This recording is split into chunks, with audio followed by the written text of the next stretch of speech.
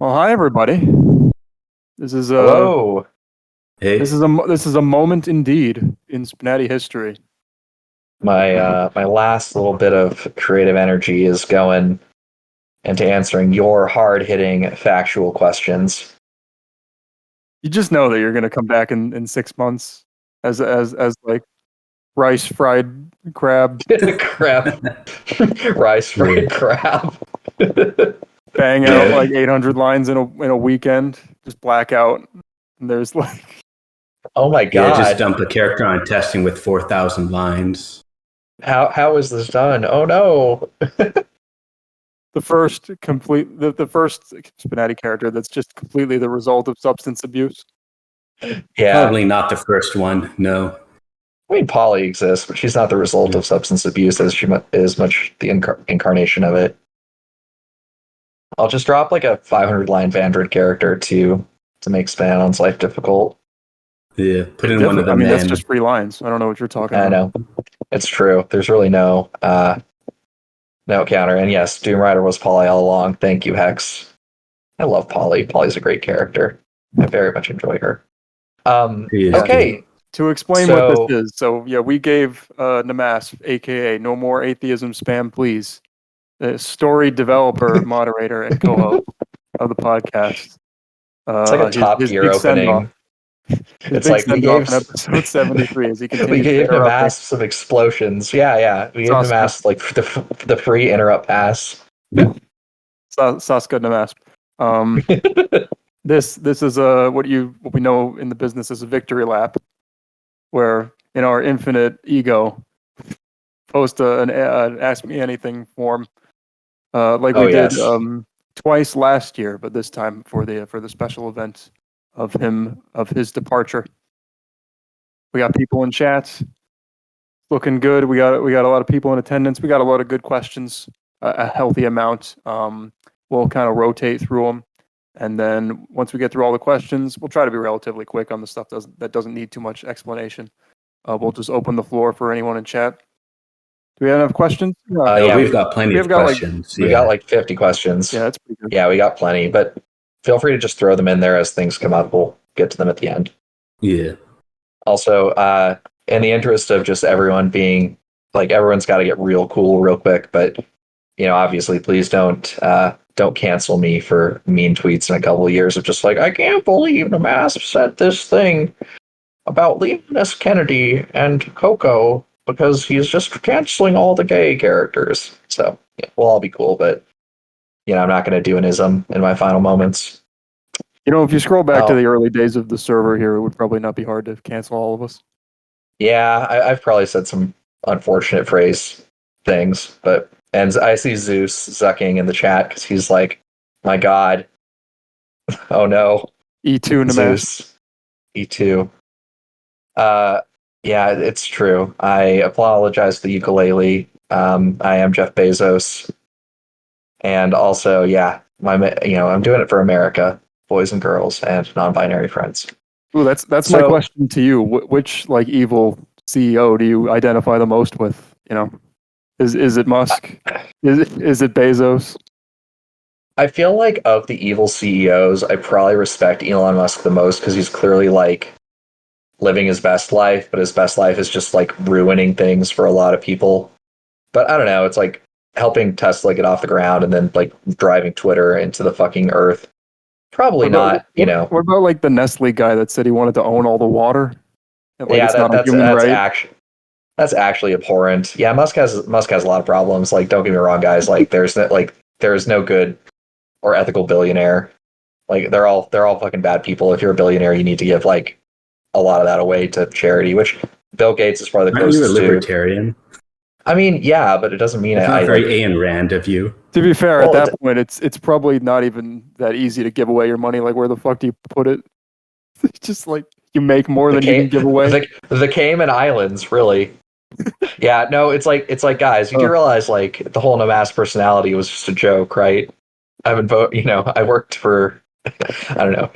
Just no, all jokes aside, like I think like being a billionaire only works in the extent that like you're using your money to cause good for other people. Like I don't believe in state intervention for it, but at the same time it's like, well, do I really think Jeff Bezos needs another yacht when his people are on minimum wage? No, but we're not here to talk about politics, although you can throw that in as a question if you'd like. You But can. I'm actually a lot less, like, my positions are generally fairly reasonable. So, This is going to be super, super chill, not going to require a ton of editing. Otherwise, we wouldn't voice it on Solitaire, but it's basically just going to go up raw dog, no condom. Raw and uncut. Like, bigger, longer. I'm going to re-record all my audio to make myself sound better. That's good. Let's just cream pie the shit out of this podcast. All right, so it's like a Darth Vader voice filter over himself. Oh, just the Bane voice. Like, nobody cared who I was till I kicked off Nmasp. But all right, so I'll go ahead and go first. Span on Solitaire. You guys take over, and then we'll just keep rotating. All right, sounds good to me. So we have like a couple questions that we've had in the podcast for a long time that we've just literally never done. But the first question is, what's a theme you would like to see for alt skins? Bonus, what character would wear that theme the best? So for me, I think like I wrote, like, I always like modern, like, alternative universe stuff. There's a lot of fan art for like the Genshin girls, so I think that's always really exciting. I think like modern AU stuff for fantasy characters always like scratches an itch with me, but by the same contrast, like fantasy stuff for like modern characters is also really cool. So I just like techwear basically, but that's my answer. We didn't really decide on an order. Do you want to go next, Spinanon, or sure me? Editor always gets last say. After all, good. I think. I mean, with alternative universes, I know you've always been a fan of that and shilled that, but I'm such a whore for AUs. I think the issue with that is that tends to require a lot of rewriting, which is something that a lot of people don't want to do for alt skins. I mean, some alt skins don't have any lines at all. I like this implication that's like required rewriting. Like, dude, I don't even target costumes half the time, so make life what you want it to be. True to form, I believe I'm the only one who's targeted every costume in the game. Probably. That is like. Well, I made it a point to do it on the marathon. For a more mild version of that, maybe like characters at different points in their lives, if that exists. Ooh, that's good. Although that would also, obviously require a lot of new dialogue. I've been thinking of implementing that more in like epilogues and things, getting a glimpse of that. For me personally, I've always enjoyed what people talk about, like a sleepover event, like pajamas, because my girls actually have canon pajamas or sleepwear. Yeah. So that seems like a shoe-in for me. If it doesn't happen, I'm just going to do it anyway. Yeah. This banana on alt skin revolution is coming. You have no idea. Oh yeah. I mean, I don't. Now that the models are perfected, the door is open. Next year is going to be like the year of the alt skin in between, like. 100%. Yeah, I can't wait. Sweater and mom jeans. I didn't know I need. I do not exist solely to cater to you. I didn't know I needed that, but I do. I really do need that. I'm sorry, but jeans are just out of fashion on Majer in like 2269. I'm imagining all the women wear mom jeans. Maybe really skinny jeans. Solly, what do you think? Hug the butt just right. Yeah, no, those are both definitely good. Yeah, I also like the pajamas that we've seen on a few characters already, even. I know Sucrose has pajama alts and maybe a couple other people. But also, I also agree with the Nmasp that like modern casual for the non-modern characters would be real strong. Like for the Fire Emblems or Genshins or Tohos. And yeah, obviously like characters that were from actual modern sources wouldn't really benefit from that if it was like a specific event, but it'd still be really cool to see. And then another one I thought of was like an alternate palette skin for fighting game characters who are from like fighting games Oh, I games like where there's that. like multiple Mirror match versions of schematic. the characters. Yeah, Like- dude, that's awesome. I love that. Yeah, like player 2 Reimu, who's the same but blue instead of red. Or like one of Misfortune has like a bunch of alt skins that she could use. Same with, I get Miko also has alt skins. So that would be like a pretty funny thing that wouldn't like require a whole lot of rework. You just need to change the colors on everything. It'd still be fun. You could probably do that all with I pipelines. like that. Yeah. However the fuck pipelines work. Anyway, I guess we should move on. All right, so I'll read the next question, but we can still do the same like answer order, like Nmasp first. Yeah. Maybe. That makes sense. Mhm. Okay. Well, this is perfect for me. Which characters have the best butt poses? How could other butt poses be improved? Well, I Nmasp, think, you famously do not. You stated that you do not enjoy Maya's new butt. Oh, I'm curious. She has a long crack. No, I think I think the butt poses are generally good. I just like the smaller butts. As far as like tips go, I think what is actually really nice. I think it is to everyone's benefit that like different artists do butts in different ways because it like lends itself to some actual visual differences, which is really nice. So I don't really have any like do this advice generally on art stuff, but I'm very happy that butt poses exist. They're really well done. Need more dude butt poses. That's probably the only feedback I'd give. Well, to possibly justify the long crack, the canyon, the Grand Canyon of flesh that she possesses. I think it's because like one of the things that I think butt poses benefit from. I'm glad that I've finally made some new ones, so I can speak with some level of authority on this. I'm not just like standing on the sidelines, guffawing at people, heckling them. But like, I think if you need to add some detailing. People add some detailing on the cheeks usually, but they need like shading and like lines kind of up towards the waist a little bit more. You need to work in like more of the anatomy, because if you could spend all your time on just like crafting this perfect butt, like, but if it stops at like the cheeks, it just kind of looks like incongruous. It looks like over detailed compared to like just like this completely flat back that they have that barely has any detailing at all. So you kind of got to like work in like the teardrop shape that the butt cheek like comes to a point on to like show that it's more of a muscle and less just like a circle on their back. Otherwise, my advice is to like shade more of the underside of the cheek, not under the cheek, but just the bottom half of the cheek, which is this like the same thing you do for breasts, just to make them look like just like fatter and a little perkier. Because otherwise, I mean, the main problem I have a lot of Kisuke butts is just like dinner plate ass, because they just like didn't shade it right. It just looks flat in a way that I don't think they intended. But they just like didn't shade enough of the cheek. Like it's got to look more like a sphere. If you just look up like how do you shade a sphere and just do that, but for like the bottom half of the cheek, it'll probably be fine. I'm not gonna. I like how the butt poses have turned out on Maya and Jura. I'm not going to be so egotistical to say that they have among the best butts right now, because the main thing that I think could really improve almost anything, and I know it's really hard, is to like profile view.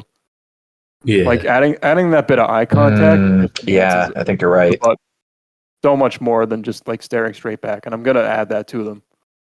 Like that just really that's why elevates Saki it has the best butt, to be looking at it. because she stares right at you. It's the classic boobs and butt pose, also known as the best pose ever. It's like, I see you looking back there. A little coy. Solly?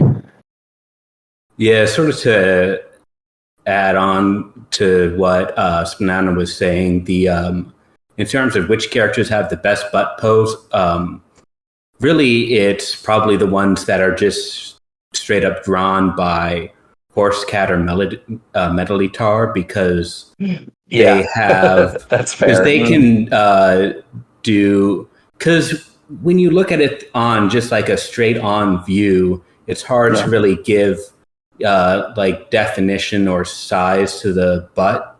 But when you have it as like the 3/4 view, you can sort of see like the cheeks.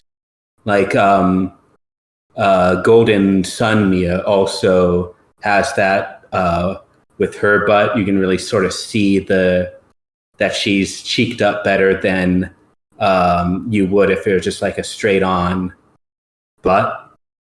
Yeah, it's kind of the least flattering angle for a butt.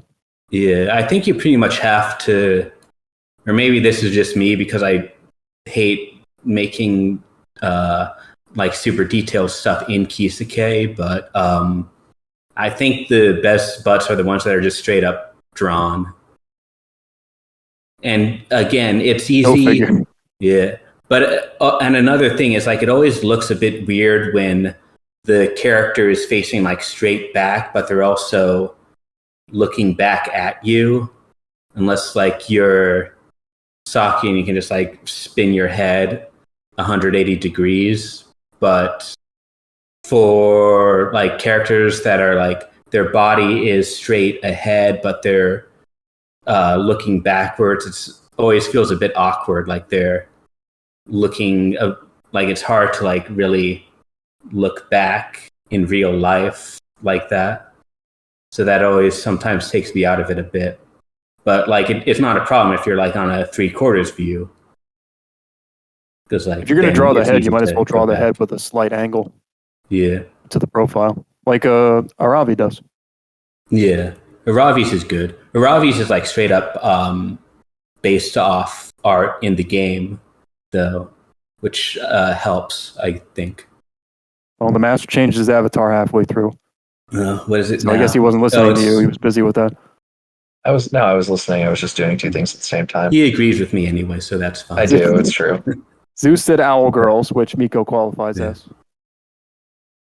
That's the good stuff. Except that she has the dinner plate ass. See what I mean? You gotta cheek her up. I respect the small butts. That's not what I'm talking about, though. Okay, it's not the short crack. It's just it's not shaded enough. If you only shade the bottom edge, that implies that like the rest is like just flat. Yeah, see how like this canon Arabi art, Solitaire's not going to edit it in, but see how it's got like shading and lines to kind of. I mean, he could like it's not nudity. The muscle. That's good stuff. Oh, I want to pick up the pace on these. Cool. All right, so Solitaire, next. you're up. All right. So, less than : any tips for writing community beloved ships? This is like an ancient question. That's exactly how I would have read it.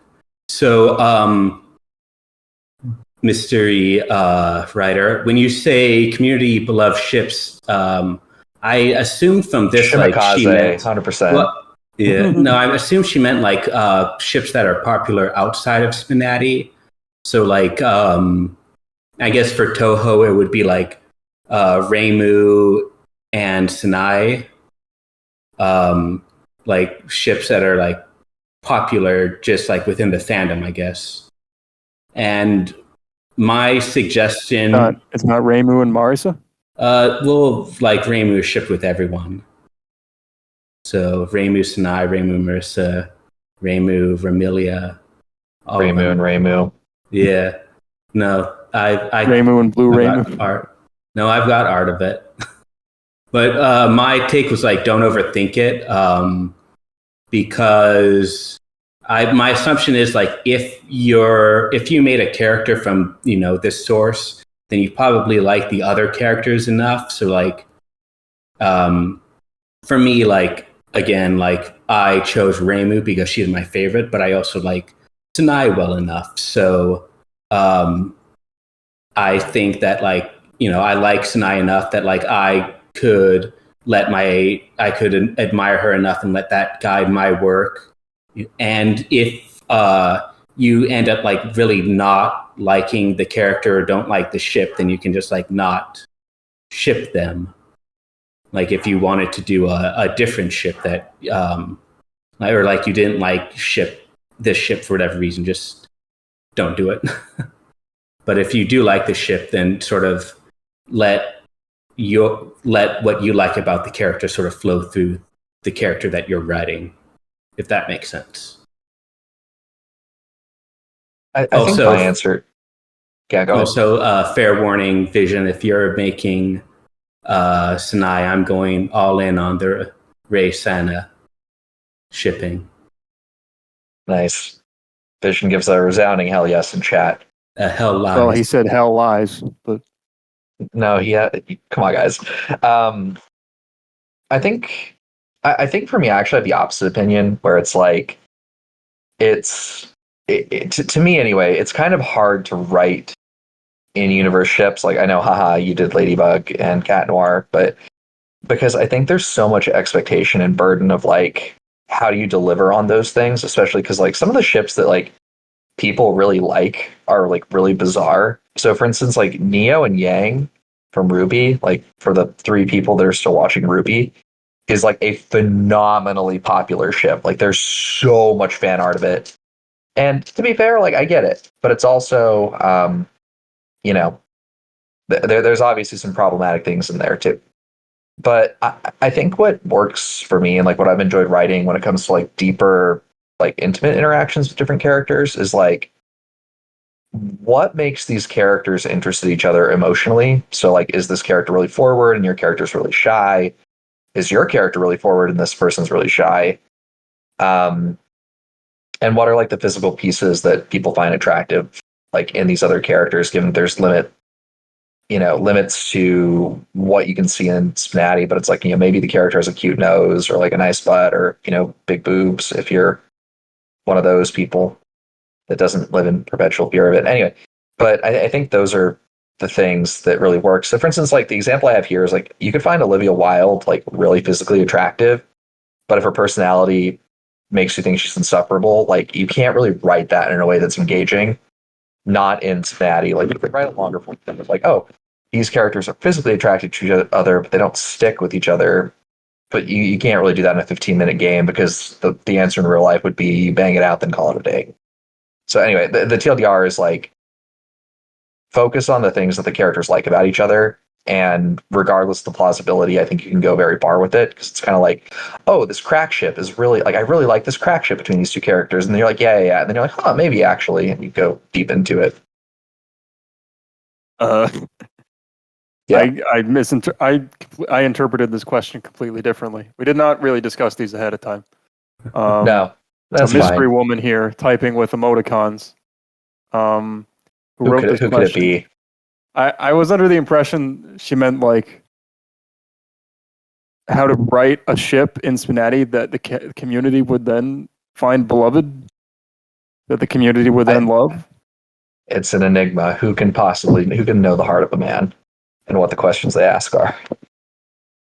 I guess I'll just answer from answer what you thought. Yeah. In case that's answer what for what you're.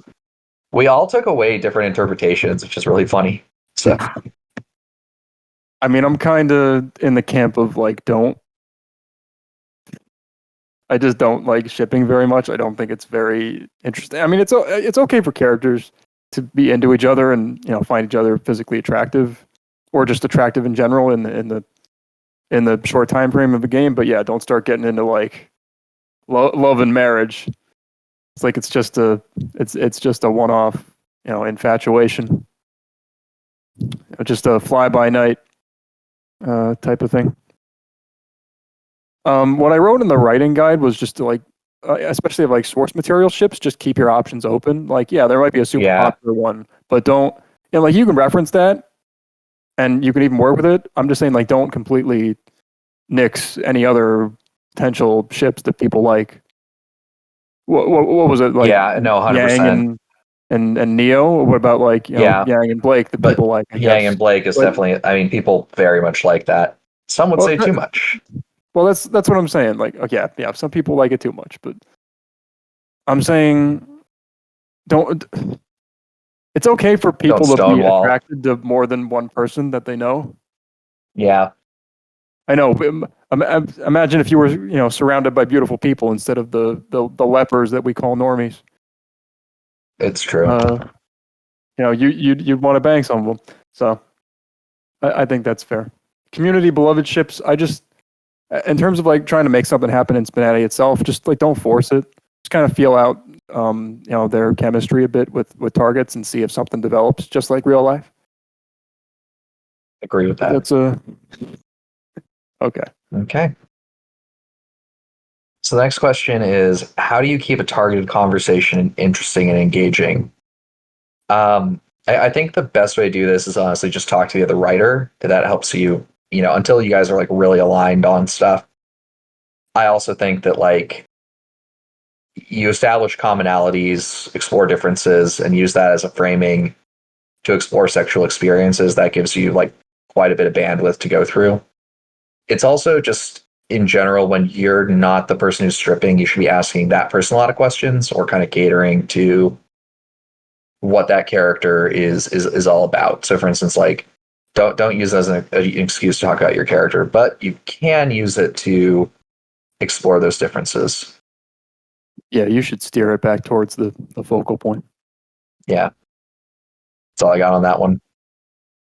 I mean, it's kind of like if you play, because of the marathon, I had to like write targets to my own characters. And if you do that, you'll see like pure distilled Spinanon just like going off like Spinanon cest. Well, like the targets are like exactly the rhythm that my mind works in for these targeted interactions, and it was almost automatic.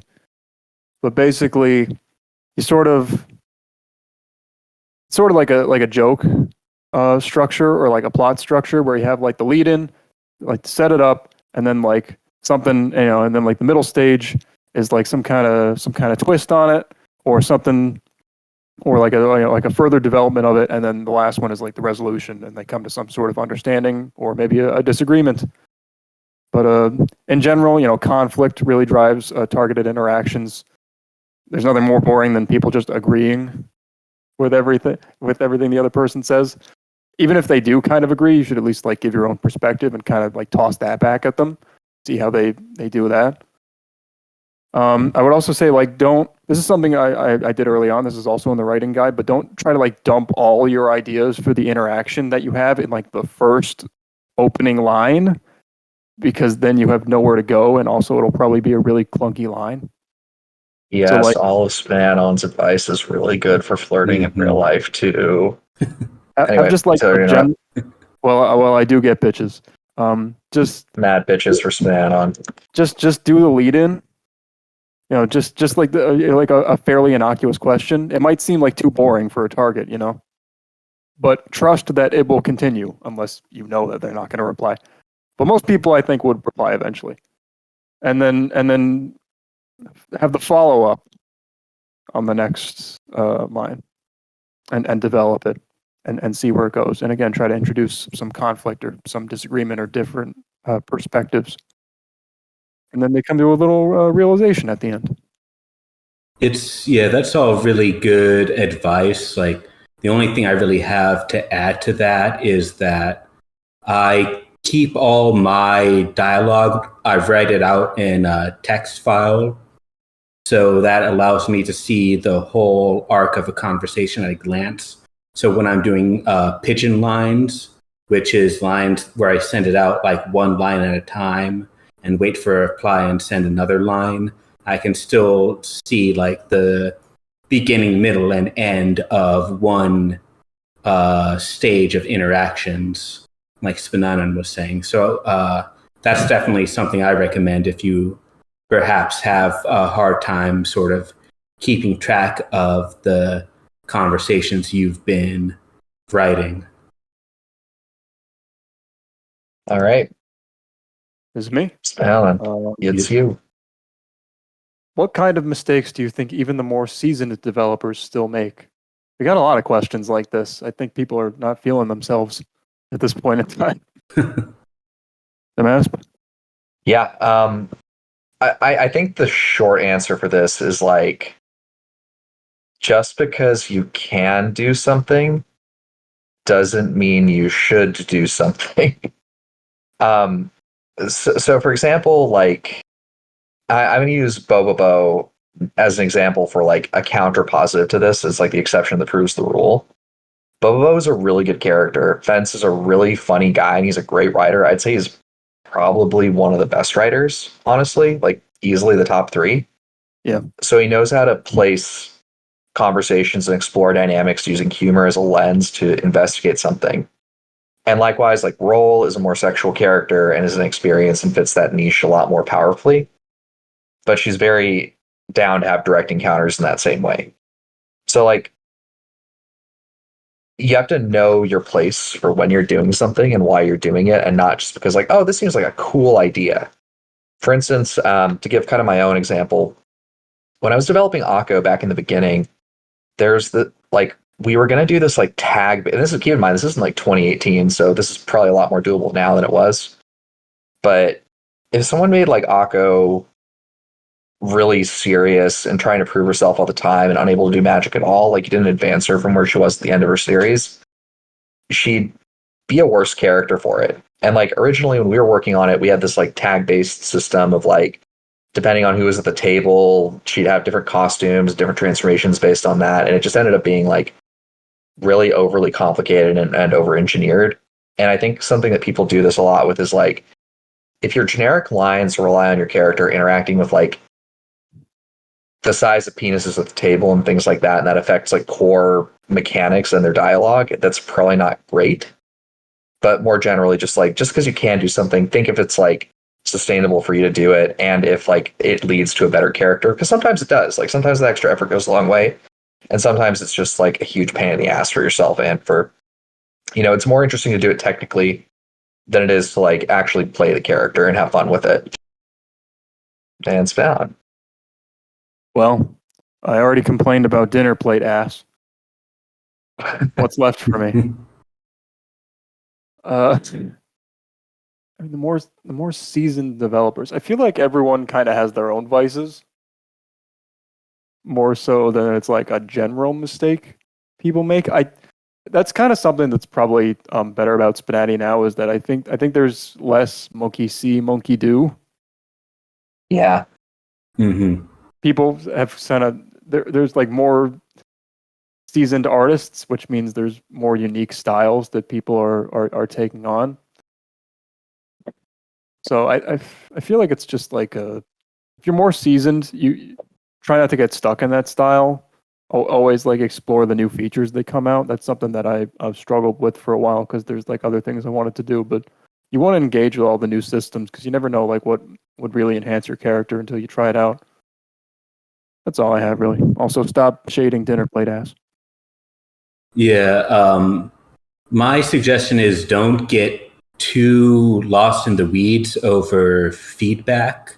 Focus on the big picture stuff first, but make sure you have an idea of your mind of what you want the main thrust of the character to be, and make sure you hold on to that idea as you're working, and make sure that obviously you want to listen to all the feedback you get, but really only hold on to the feedback that helps progress the overall idea of the character. And then once you have the big picture stuff in a good place, then you can focus on the little things.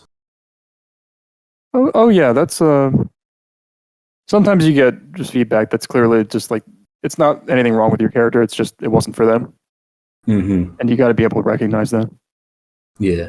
Going off to what Nmasp said real quick, also, like on the flip side, if you should do something because it's canon or whatever, then you can and you must.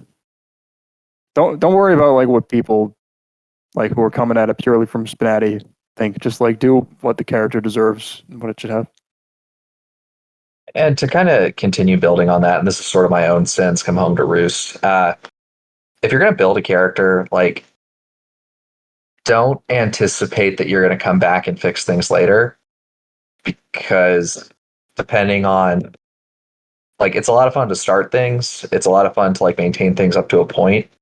But if you're kind of like one of the devs who's a little like me, and you're a bit more of like, you just kind of vomit out content until you get bored with it, make sure you get the core things right first, because you can't be like, oh, I'm going to come back and add like 300 generic lines when you're just not going to do that. Like, just do the hard shit first and then you're done with it.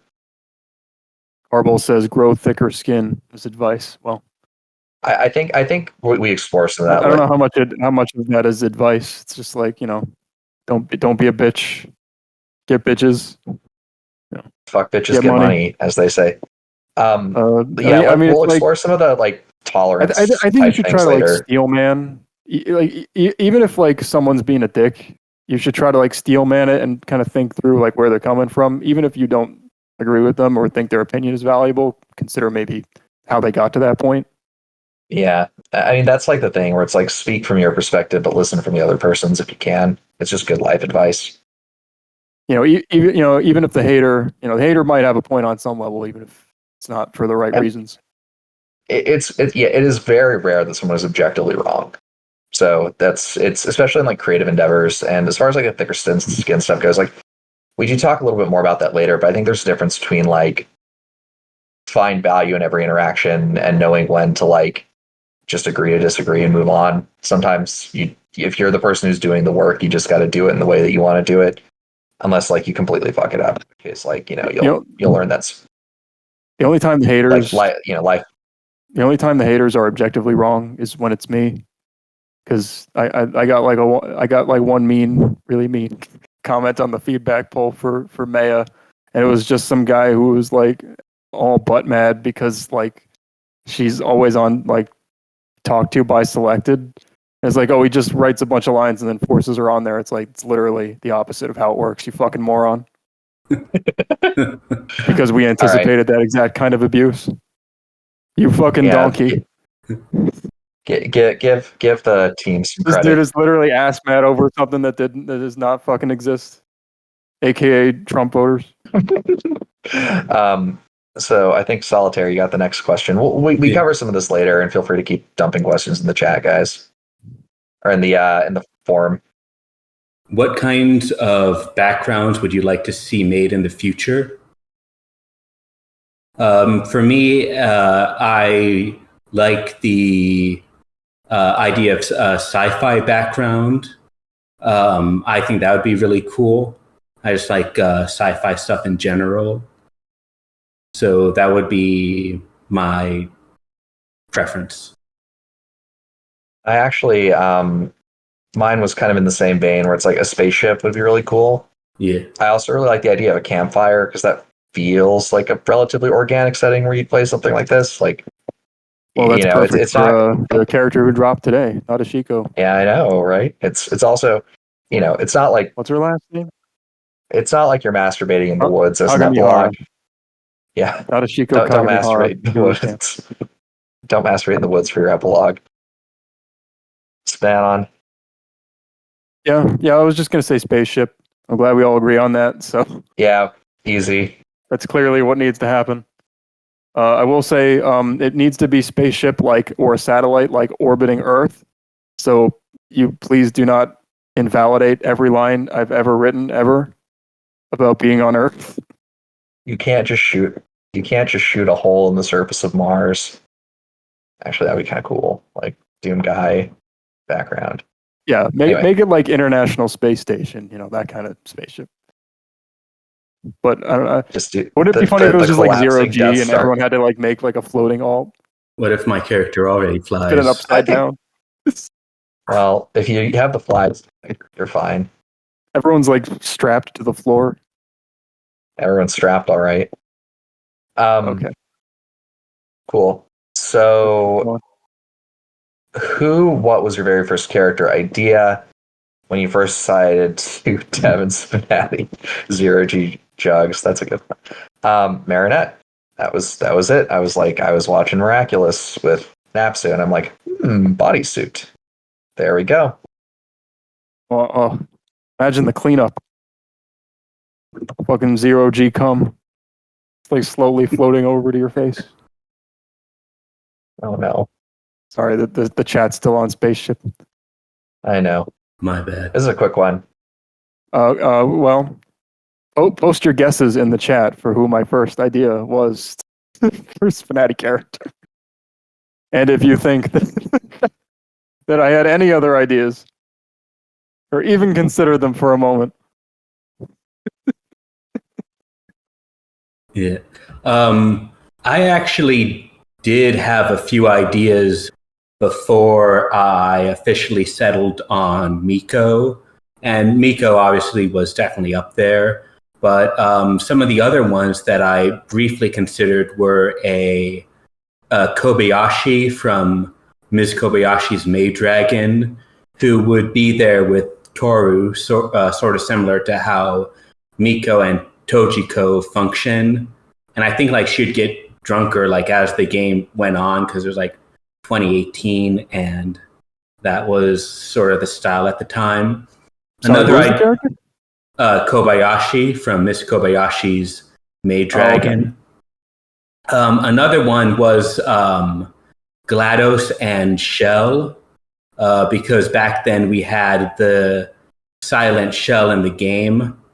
And I guess it functioned sort of like how Wheatley and Shell function. Like GLaDOS would be in her potato form, but have all the dialogue.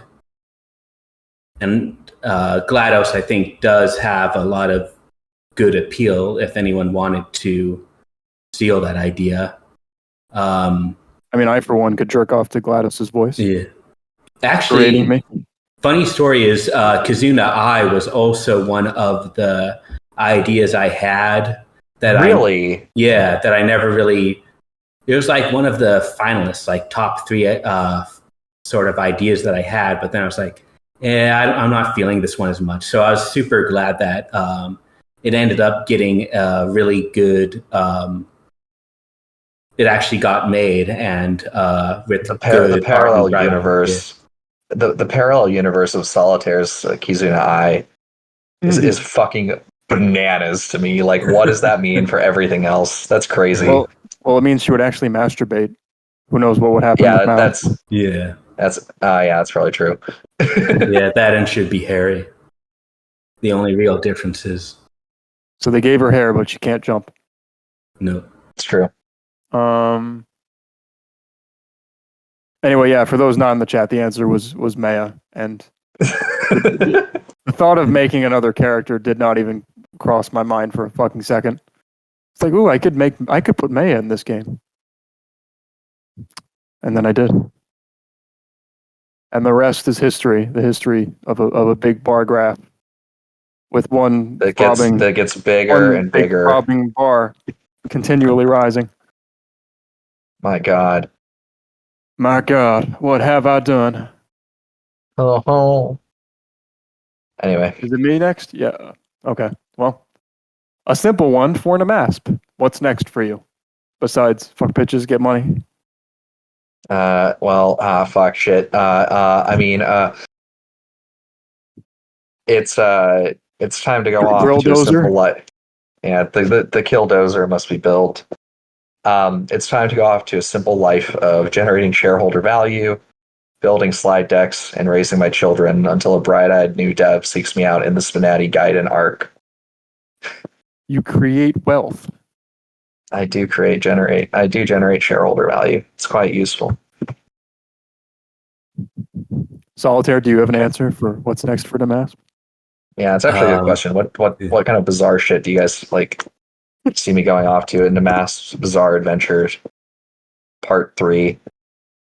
He's gonna get miraculous and become the savior of his hometown. I'd love to be Hawkmoth. That sounds so fucking cool. Wait, isn't Hawkmoth the bad guy? I mean, yeah, but he's really cool. Hawkmoth is a great... I fucking love Hawkmoth. He's like such a fucking monster. Okay. Anyway. Next question. Solitaire, I think. That was me. Yeah. All right. First, thank you to Nmasp for your contributions to the game. Your characters are some of my favorites and played a huge role in me becoming a dev. I really enjoyed writing with you, and I'm sad that's coming to an end. Wishing you all the best. My question is, what is your Spinati hot take? Also, do you have any advice you'd like to give to new devs? I guess we can all answer that one. Well, what isn't the Nmasp Spinati hot take, really? I guess like we could probably diversify the spinning hot take one, but yeah, I just want to say, thanks so much, and it's just generally been a huge blast working on everyone with content, and it's really beyond flattering to know that I helped someone, even one person have more fun with this kind of thing and feel better about creative and making things just in the game. That's really great for me, and I hope it's more than just one person.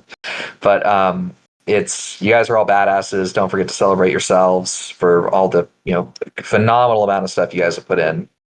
My hot take, which is probably going to discredit all the things I immediately just said, is I think like male characters need some TLC in the sense that like they can be more than just fan service for yaoi interactions, and to be very frank, like they need that. Like men in this game need to interact with men because that's their core audience who plays them, and that doesn't take away from the idea that like there's so few male characters in general that we need to build a lot of male characters that do a lot of different things really quickly.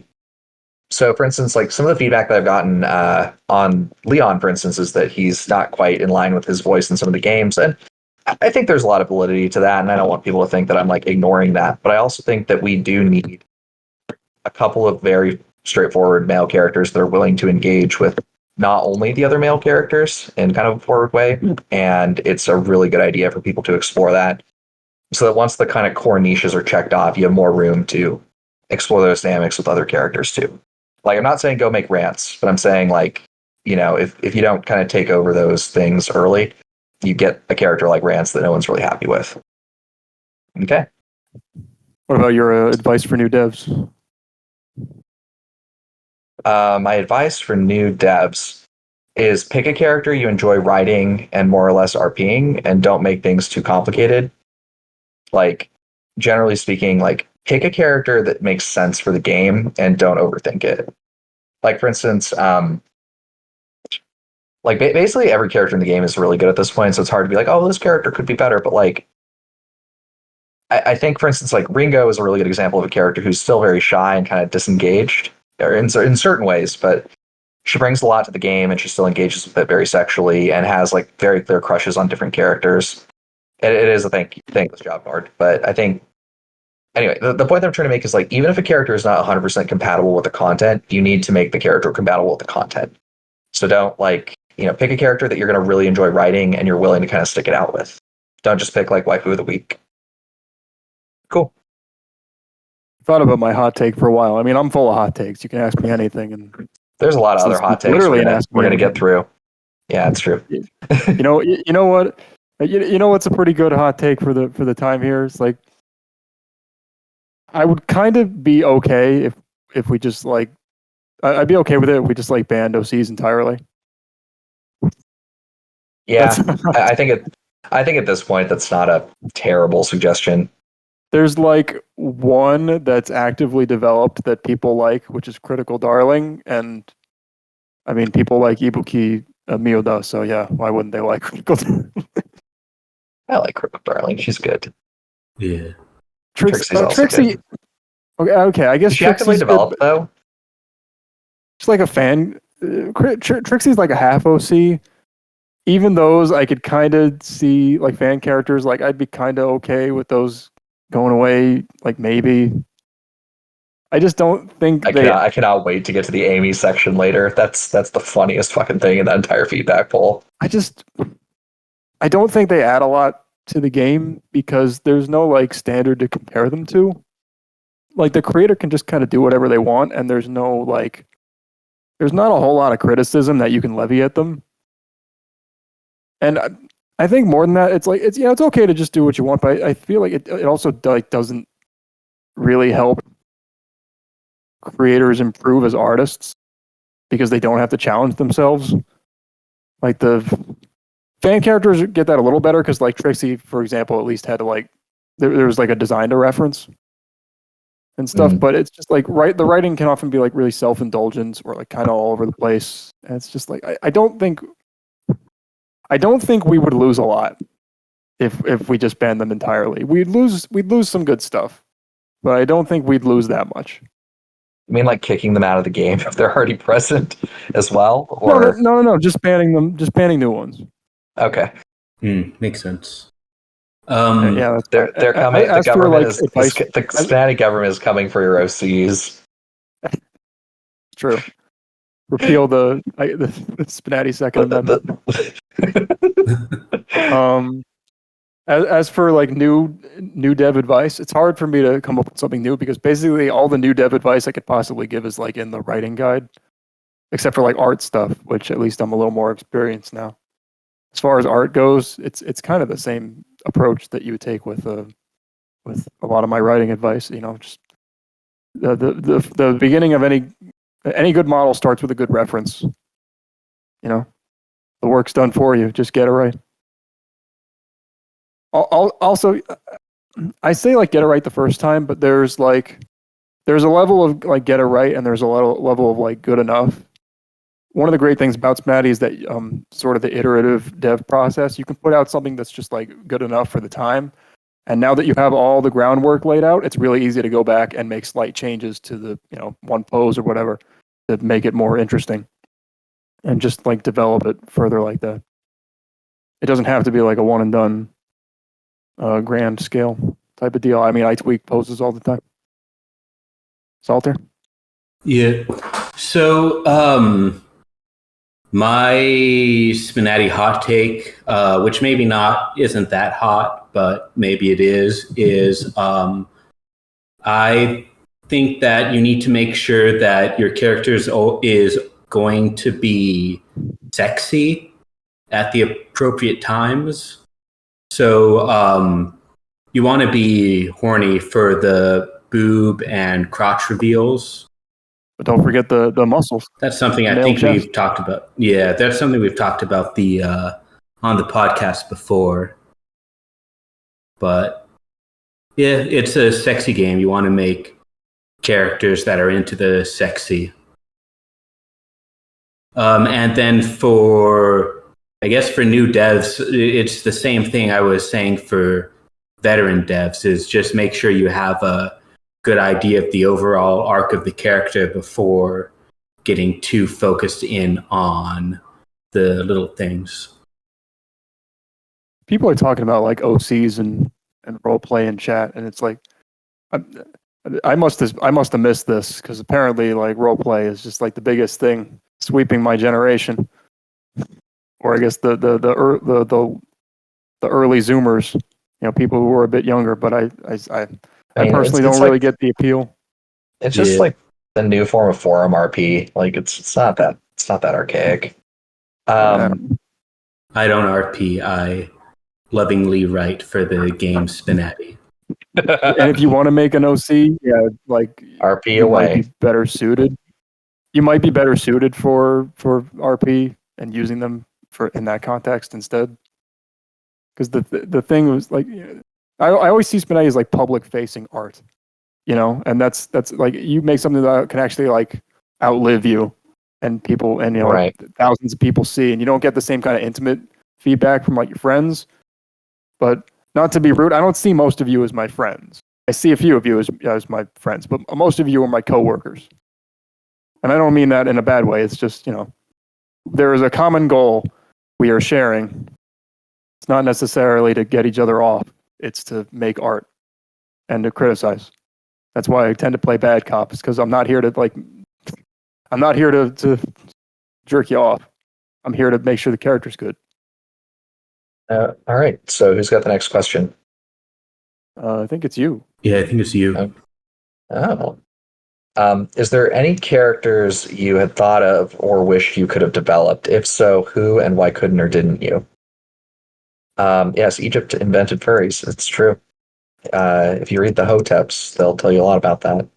And anyway, I think like if I'd done something else, thank you. I really appreciate that. I think I would have done like a Helltaker character. Like I really like Cerberus, and I had a lot of ideas for what I would do. Or I think if Nmasp had written Pandemonica, that also would have been really, really cool. I really like Pandemonica. I think like a GFL character could have been fun too. I was thinking about a couple of different options for that. But, I think honestly, the one thing that I didn't do that I really should have before I finished like my Spinag careers. I really should have done a Fire Emblem character or a Pokemon character, and we all know I was never going to do a Pokemon character. So that's kind of my one regret is who was that witch that you were working on from like comics? Oh, that was Napsu, I thought, who was doing what's her name? Naps was doing Orphea. I was working on it's one of the witches from Harrow County, which was very good. Yeah, but anyway, that's what I'm talking about. Mm-hmm. Yeah, that was really interesting. I don't think I would go back that way though. Yeah, so that's what I would do. Spanon, what about you? So, in the modern age, people only know me for working on 3 characters to the end of time. Possibly 2 in the long term. But like, there was a period where I was kind of cycling through a bunch of projects and flirting with them. There was I think the earliest one was like Ayla from Chrono Trigger, but she was like a caveman and too dumb. Couldn't She'd really be talk good about though. much. What? She'd be good though. She'd be a good choice for the game. She's hot, but like, I don't know, what does she talk about? I don't know, hitting reptites over the head.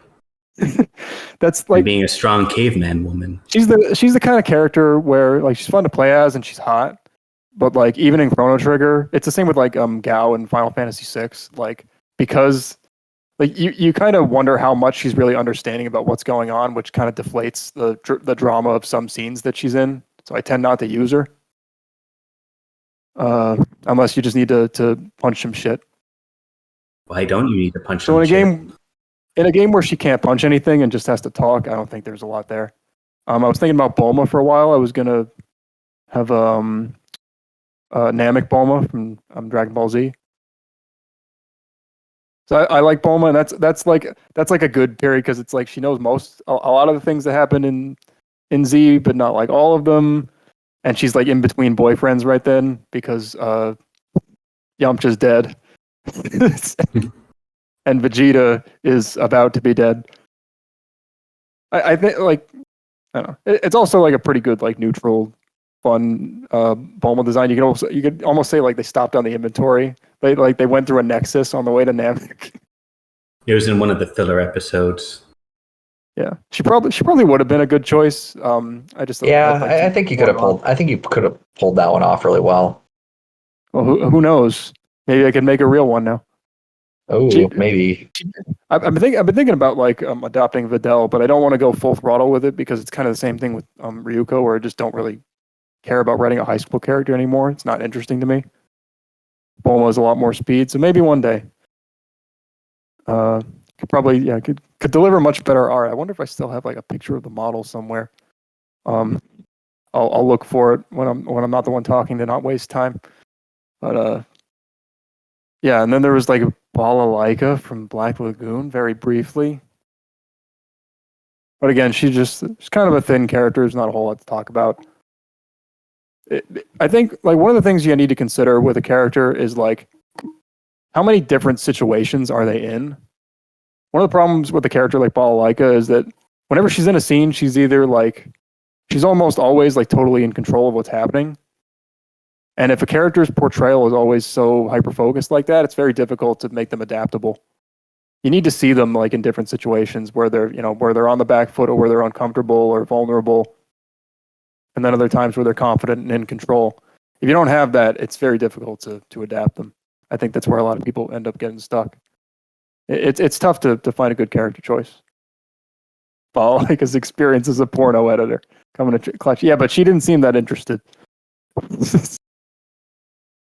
Maybe she's just filming for the next like voyeur amateur for the next amateur night at the poker night at the inventory. Some guerrilla filmmaking. There's no permits. Yeah. What about you? Otherwise, Solly? the last one I made. Sorry, the last one I was thinking about was Fubuki from One Punch Man. But it's kind of the same thing where she's really hot, but she ended up just being like too much of a joke character. Like as I read the manga looking for more material, I ended up finding less.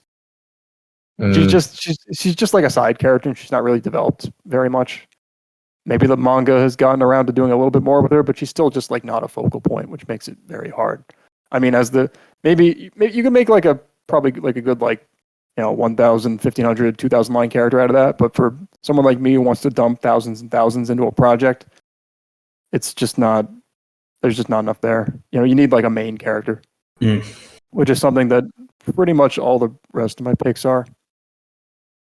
And that and starting all over with Ryuko just kind of made me realize that I just prefer iterating and building up further rather than starting fresh. So that's why I never really pursued any of those projects. Could certainly help out on like a Bulma or something. Well, she probably would have been the best choice. I'll say that. So the one that comes to mind for me would be Grima, aka female Robin from Fire Emblem Awakening. And I guess that never happened because I never had the time. I'm sort of a slow-ass dev and kind of lost interest. I'm more focused right now on remaking Miko, which is a project that I've been working on for the better part of a year by now. And I do think it would be a fun idea since Grima is basically the main villain of one of the Fire Emblem games, but it's basically like an evil, all-consuming dragon in the body of a cute girl. So I think having a proper real villain character is sort of a niche that we don't really have in Spinati that I think we could use. But yeah, I think if I ever did another character after the Miko rework, it would be something, since I'm also Sinanon and I want to sort of hyper focus on a small number of characters, it's sort of hard for me to juggle multiple characters. I sort of dropped Saki because it was hard for me to keep up with her between Reimu and Miko. And Saki is probably the character that kind of stands on her own as she is. So if I ever did another character, it'd probably be someone with a easy to grasp personality, maybe a little bit over the top like Miko is. I kind of want to see you do a Helltaker character. Maybe imagine you do. writing Modius would be pretty interesting. Lucifer is my favorite. Lucifer, I think, would be a good. Oh yeah, no. 100%. Yeah, that's correct. That is correct. I guess Lucifer and Grima have enough in common. Yeah. So I think if we're good, Spanon, you have the next question. Do I? I can't keep track. I think you. I know. I can't I'm keep on track it. either. What are your favorite / most underappreciated interactions you've written? Well, Nmasp, you've written a lot. I think Adrian and Mercy's lines, for whatever reason, really do it for me. So I can't tell Does he because go she's mommy? Does she go mommy on him? a little bit, but yeah, there's a lot of I don't know why that just really does it for me, and it's not something I highlight very often. But yeah, Mercy cross Adrian is really fucking hot for me personally. Mercy pegs Adrian. Her peg haps. For me, I'm gonna say all the new interactions I write are underappreciated. I feel like still. I think really- the I'm really Nagatoro trying- Jura ones are the funniest fucking things I've seen you write. Those are great. I'm really trying to break away from I can tell. this perception of them being old characters. I know they are old and they talk a lot to the old characters. They talk a lot to everybody. I've been writing consistently for 5 years. You could put them with anyone on the roster. And I'm using this testing stint to make further big structural changes, so they really feel like they have a different texture by the time they're on main roster, in a good way. But yeah, just it's yeah. I can't stress enough just how much you can see the tree rings. You can see like the development. If you go, and no offense to like Natsuki or Natsuki's writing, but it's just like the evolution of Jura's voice in particular. Just like play her with Natsuki and then play her with Nagatoro, who are like the exact same shrimpy, bratty character, who happens to be the same age as her, essentially, and you'll see the stark difference. Just write characters that don't have a lot of nuance, and you do fine, and I do fine anyway. Yeah, Like I feel you. Like she's being so like teasing and like mommy with Natsuki, and with Nagatoro, she's just like fuck off, brat. I think it takes a balance, but it's very funny both ways. Anyway, yeah. So for me, I really enjoy the lines that I wrote from Miko to Hu Tao. I think those might be some of my best work because Miko and Hu Tao's philosophies are so directly opposed to each other. Miko wants to live forever, and Hu Tao wants to put everyone in the ground. Miko and Fina, I think, are also pretty good. Miko and Takatoshi as well, but those I don't think that interaction ever really got finished. So I need to maybe poke Alias with sticks to get that done. And most of my favorite interactions are from Miko, but also I think Reimu and Meia's interactions were good. I'll try to develop them some more. Yeah, I think you really want to make this happen, and I personally feel like Meia's just like stonewalling her every time. Well, that's what makes it fun, though. I guess Reimu likes Meia, but Meia's just not interested. Well, it's like I personally I like it when there's a bit more like engagement on both sides, I guess. It's weird that I wouldn't pick something from Meia, but I admit she's not supposed to be like the most entertaining or like funny character in that way. She's just like,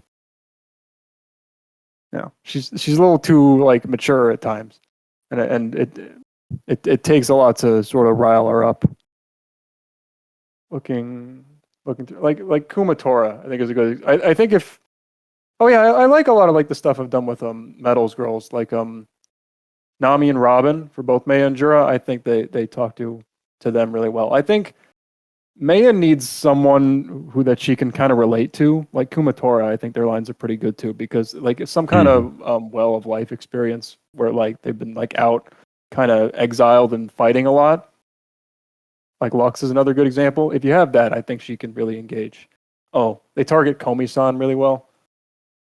It really helped me find their voices when I just pictured them basically as like college girls talking to a classmate. I think that helped a lot. All right. Next question. I think that's for me. You, Sally. Yep. Yeah. Are there any character archetypes that you feel are missing / undeserved in the current roster? I think underserved. And my answer was fail girls. Just like absolutely pathetic women. But thankfully it looks like Nutty is going to help us by making Bochi from Bochi the Rock. That's adorable. I think for me, it's like we're really underserved. We need some like really adorable weirdos, preferably, petite weirdos. I really think that niche is horribly underserved in Spanish, and we just need more of that. In all seriousness, I think something that's actually really missing that someone else actually talked to me about at one point was there's not like a lot of like shoujo type interactions or characters. So for instance, like there's not a table configuration where a female player or like a solo female character can be like gently romanced by like 4 dudes, which isn't something I think you'd really think about, but that is a niche that like I really don't think exists at all. So that would be something I think would be really interesting to go into in more detail. There's not like the shoujo harem romance. Going off of that, I think the most probably like One niche that is surprisingly rare, but makes sense if you think about it, why it's not there, is just like guys hitting on girls. Surprisingly uncommon because the few dudes that exist just have to go full gay. You know, they're going gay for pay in order to get any plays at all. Because no one cares about a dude trying to hit on your waifu. But like, yeah, you know, it's that's a known quantity. but I've had such little experience, ironically, actually dealing with that. Like a guy hitting on any of my characters, really. Just, I feel like that's something I really need to wrap my head around, and I'm just like not able to. I mean, nobody really does it. There's a couple characters that have done it recently. I need to reply to those targets. I think like Steve's getting into it, which is nice. It's good to see. Good. Yeah, Steve's a good character. Anyway, yeah, I forgot to say on the last question. Yeah, like it's either with Maya and Jerem, whatever. Like you got to put them with like either someone they can relate to, like a pirate, or the complete opposite, like Komi-san, because then their life experience is just like so different that it kind of creates like fun conflict, like different perspectives, because they're not even used to talking to civilians anymore, and it's like it's really hard for like Maya to wrap her head around that kind of thing now. Nmasp, you're up. All right, so the next question is, what's the story behind the name No More Atheism Spam, please? And are we going to have free reign to post all the atheism spam we want now? Well, first of all, I've always been a firm believer in free speech, and you've always been welcome to spam atheism. But with my departure now, you don't get, you'll no longer be Are you okay? I heard something fall or slam. Oh, I think I just need my desk. Oh, okay. Solitaire has a heart attack live on stream. Yeah. Yeah, but with my departure, there's no longer free helicopter rides for spamming atheism. So the history behind it is like back in the day, the default subreddits were based on popularity, and like our atheism was one of the front page subreddits. So whenever I'd log into Reddit, I'd just be lambasted with like annoying, like anti-religious dogma, and I'm a religious person, but it doesn't really. That's not why I got frustrated with it. It was just that it was so annoying so often. And so I just basically created a Reddit account for the pure purposes of just not seeing it anymore. Yeah, that's it. Atheists rise up. Put your hands in the chat. Now you can spam atheism as much as you like. What Spinatic characters are atheists? Mary Calvin, probably. Mary Calvin has started her own. She started her own cult now. There's a quote there's a response on the feedback poll that's just like calling her a Branch Davidian. That's amazing. Okay, so Spawn, I think you got the next one. Right? Yeah. Not a question. I just wanted to say how much I love your writing for Sucrose. Thank you, Spanon. Yeah, this is the Anon's words, not mine. Sucrose is not a harmless sweetie. She's on almost every table I play now, and I hope she finds a writer that can continue that. So, I suppose my question is, who is taking over Sucrose?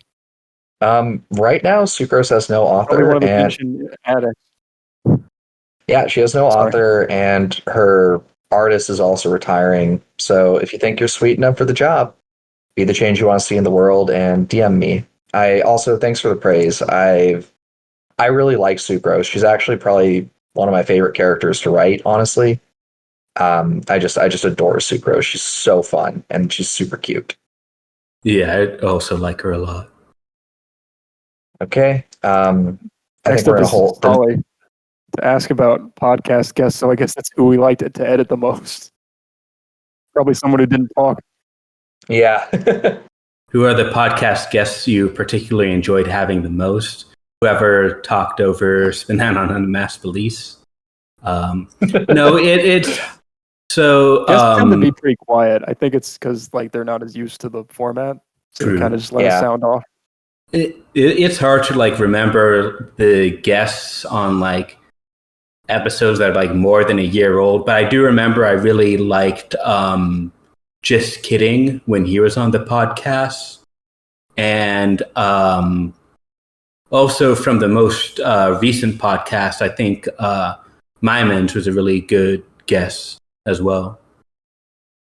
I think for me, I actually really enjoyed like all the ESL folks that were on. It takes like a lot of courage to, get on a podcast and talk about hentai at length, but to do it in like a second language is, something I think it's like everyone who's, English as a second language that was on the podcast just did so with like so much humor, passion, and just general good vibes. So it was A+. Like highly, highly enjoyed having it. And everyone who was on was really good. But I liked the ESL folks. That was really good to see you on. Yeah. There's going to be a lot of recency bias here. I mean, there's been like good historical podcast guests, but just in terms of like who's relevant now. I mean, if they've come back more than once, like more than 2 episodes in a row, you can probably guess that I liked them.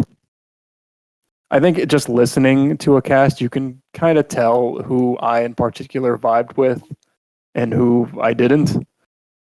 It's nothing against them. It's just, people have different rhythms, and some people like, the interjections and the banter, and some people don't. And, some people kind of get thrown off by that. So it's just differing personalities. But like, yeah, Just Kidding was really good. Carbol and My Man's and Horsecat had some good takes. Just Kidding. Did I say I'm alright? Nord was very good. Nord was always there. We're thinking about some potential candidates for the podcast. The new podcast host. It's probably going to be one of those people that's had multiple repeat appearances. Hopefully they're interested, but we'll see after this finishes. Yeah, I mean, it's just kind of the way. It's all right to have someone you don't really vibe with for one or 2 casts, but yeah, it's just the way it is, unfortunately. So the next question is, what are some characters that, as time went on, you changed your mind on, and why? Mario Mori, I think when she came out, felt sort of generic, but she's gotten to be really, really, really good over the course of her build-up. Like, I don't think she was ever like bad. She was just kind of like, she's cool, I guess. But now it's like, the more that I've played her, the more I'm like, oh, her like execution and play is really good. There's a lot of depth here, and it's really fun, to the point where it's like, I think like if anyone is going to play a game of Spinati for the first time, like obviously Maya is an incredibly strong and deep character, and so is Jura. But I think like Mari just sort of opens the box for like, oh shit, there's so much here that, it can be just like very straightforward and sexy, and kind of has that like all around good energy. I don't know. I really like her. I've come around really hard on her, and I think she's really, really great. I forgot to mention on the last question, Alias. Alias was a good guest too. I remember him feeling like he was very prepared and on point. Shout out to Alias, not in chat. Hopefully he listens. Some characters that as time went on, you changed your mind on, and why? I feel like when I like a character, I tend to just like them immediately, because I just get what they're going for, even if it's not completely there yet. And most of the time, it is anyway. Like, Tyrandot, Galatea, just like no time at all. Just love his character immediately. Marinette, fun, bouncy energy. Ringo, those types. Titan, perky, bodysuits, and good stuff and custom poses. I love them. I will say there are some characters I have soured on over time. My You're not a fan of Tharja anymore? Have grown negative. Oh. Someone said Mari Omori. It feels like a tutorial introduction kind of character. She's like the Kirby of Spinati. She's the Mario of Spinati in like the best possible way. Yeah. I would say like this is a deep cut, but I would say like Elizabeth from BioShock Infinite, for example. Like that was a character that got like first page on the roster once upon a time. Everyone was like super positive about it, like her rework from years ago, like the model quality and such. And sort of as the honeymoon period wore off, like started to realize, hey, anyone notice that this doesn't sound like the fucking character at all in any regard, and it's just like a vehicle for the creator's ENF fetish? I think there are a lot of characters like that where they can sort of impress you at first, but over time, that's just kind of all they do. I don't want to like I don't feel like my opinions change too much because, admittedly, yeah, most characters do not have like any kind of drastic change in overall structure or shtick in the long run. There are some characters that have surprised me, like Miko and Nagatoro and things with their quality where I wasn't expecting, or like Mitama, for instance. Like Mitama is a character who's like, Oh yeah, Yeah. it's like, oh, it's just some boring like side Fire Emblem character. What could she possibly do? Oh, she writes haiku. That's not going to go anywhere. And now she has like hundreds and hundreds of haiku, and they're all like actually like clever and a delight to read, and she's fun to target. Oh, play May and Jura with Mitama. I literally wrote all the targets for her because of like the marathon and the bounties, and they're some of my favorite targets now. It literally ends with them like composing haiku of their own. Two very physical people that are not interested in books and writing are struck with poetic inspiration. Yeah, I'm a lot like Spinanon, where there aren't like a lot of characters that I didn't like, but now I like. But there are characters where I don't like them as much now. I guess for an example, I think on the very first table I ever played back in 2018, I think Zoe, Left for Dead Zoe, was on there. And I remember thinking at the time that, like, oh, this is a pretty good character, but now I'm not as high on her. I hope people change their minds on Maya and Jura at some point, just in the terms of like seeing them as like older characters that don't do anything particularly fancy. I'm trying to buck that. It's like I feel like there's a lot of like professional respect for them. You know what I mean? But not like yeah, personal adoration, kind of. Yeah, It's like, I this character's understand really what not you that I mean. enjoy playing with her. I just like respect her. It's like I understand. You're not gonna. I understand why that is. Just you take it. All right, so I think Solitaire. Yep. For the three hosts, what do your characters have in common, and what does that say about your tastes? And yeah, I sort of struggled with this question because I'm not really sure what our characters had in common, except our favorites are all small-chested. I don't know what that says about us, but that's the best I could come up with. I think It means we're thinking. Then we have taste. Culture. We're not just into the big titty Rule 34 generic head body bimbos. We demand substance. Good head on our shoulders.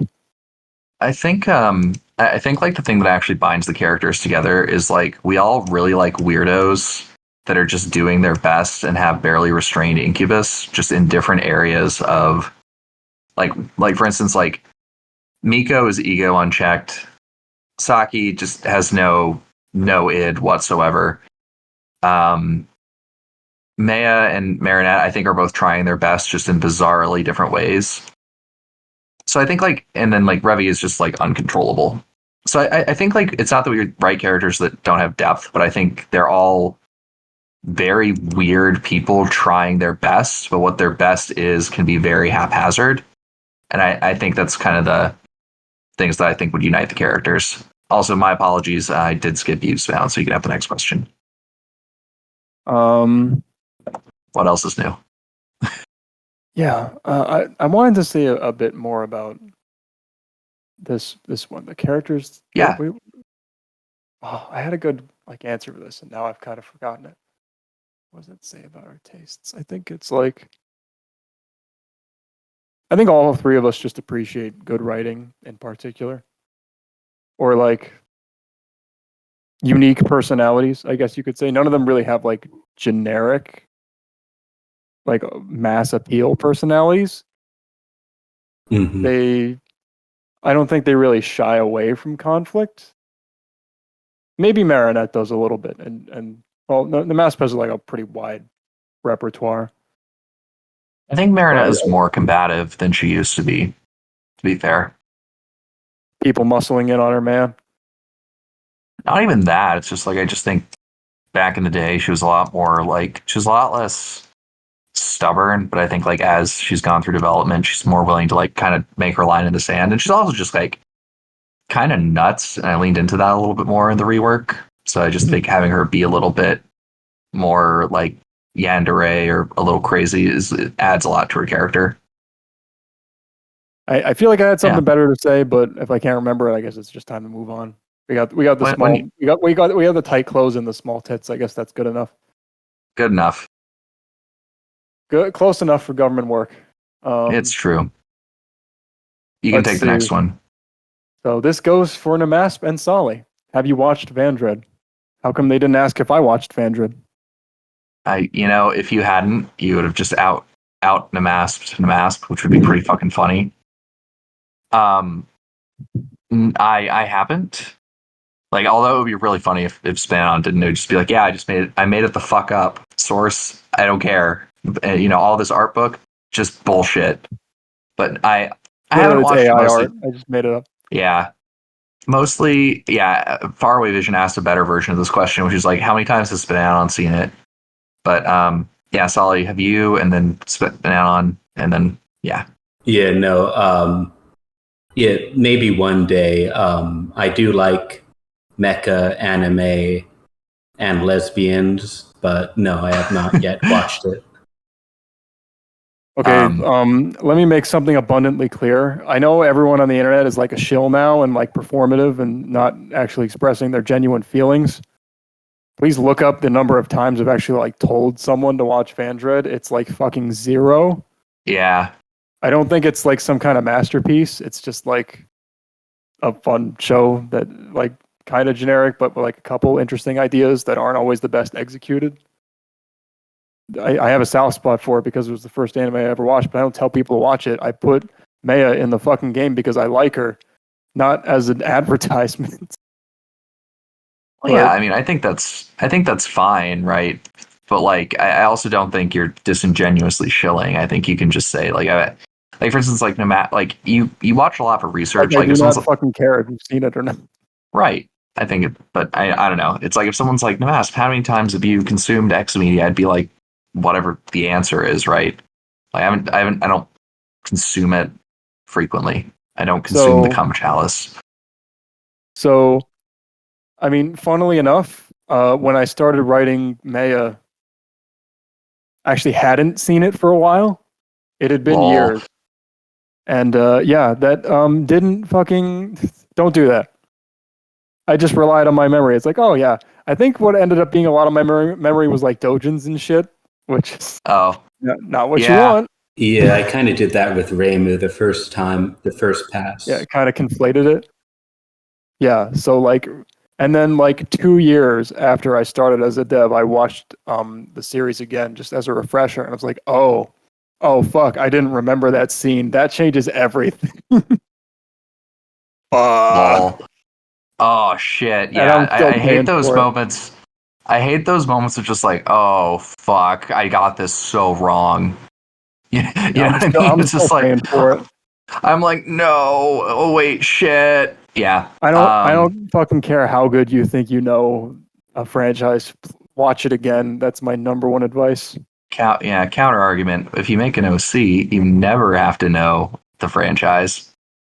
Anyway, if you make an OC, you don't even need to know how to write. I made it the fuck up. Get the fuck up. How many times have I personally seen Dredd? I think it's 5 since like 2012. So that's an average of like... That's pretty good. I've watched like the sub twice and the dub twice, I think. Or maybe it's 4. Maybe it's 4 times. Yeah. It might be 4. And then like... And I'm thinking of watching the sub again soon, because last time I watched it was like 3 years ago. And it was that refresher. I guess like 3.5 years now. But I'd like to... that was the dub. I'd like to watch the sub again, because I know a little bit more Japanese now, and I know... I just like recognize things in Japanese more that the dub didn't necessarily translate, like kind of like Jura's like childish speech patterns and things. They pronounced Maya as Meisha. That's weird. Did That's they pronounce interesting. Jura as Futa? Futa? Latina Maya. I love it. Latina. There's punk It's rock Maya. It's Maya, but she's gonna hit you with a chancla. She has no shoes to throw at you. Not in her normal outfit. So the next question, if we're good to move on, Yeah, I guess so. is what are your thoughts on newer characters being added for the sake of how wacky or funny it would be to have them in the game, rather than people being sexually attracted to them? I think, like, honestly, humor and sexiness kind of makes May what it is. Like, it's very difficult to not have both in certain quantities. I think, like, in real life, humor can carry you a lot further than being hot. Case in point, myself. So I'd say, like, definitely don't sleep on making, like, shit funny. But I also think that, like, my biggest Spinati mistake of all time in terms of, like, development and moderation, like, bar none, is that April Fools was a fucking mistake. And the characters that come out of that process are not good, and it needs to be stopped. Like, I'm sorry. They're not supposed to be. No, but it's just you guys are so put a little creative. too much Oh yeah, effort into and now something that chat happens is for just one like week. slamming. Chat's just like going crazy. Yeah, no, April Fools is bad. Please don't do that anymore. Nicole, okay, then Nicole, when she can't talk about Gigas for 3 seconds. Challenge level impossible. So next, go ahead, Spawn. Fuck. Yeah.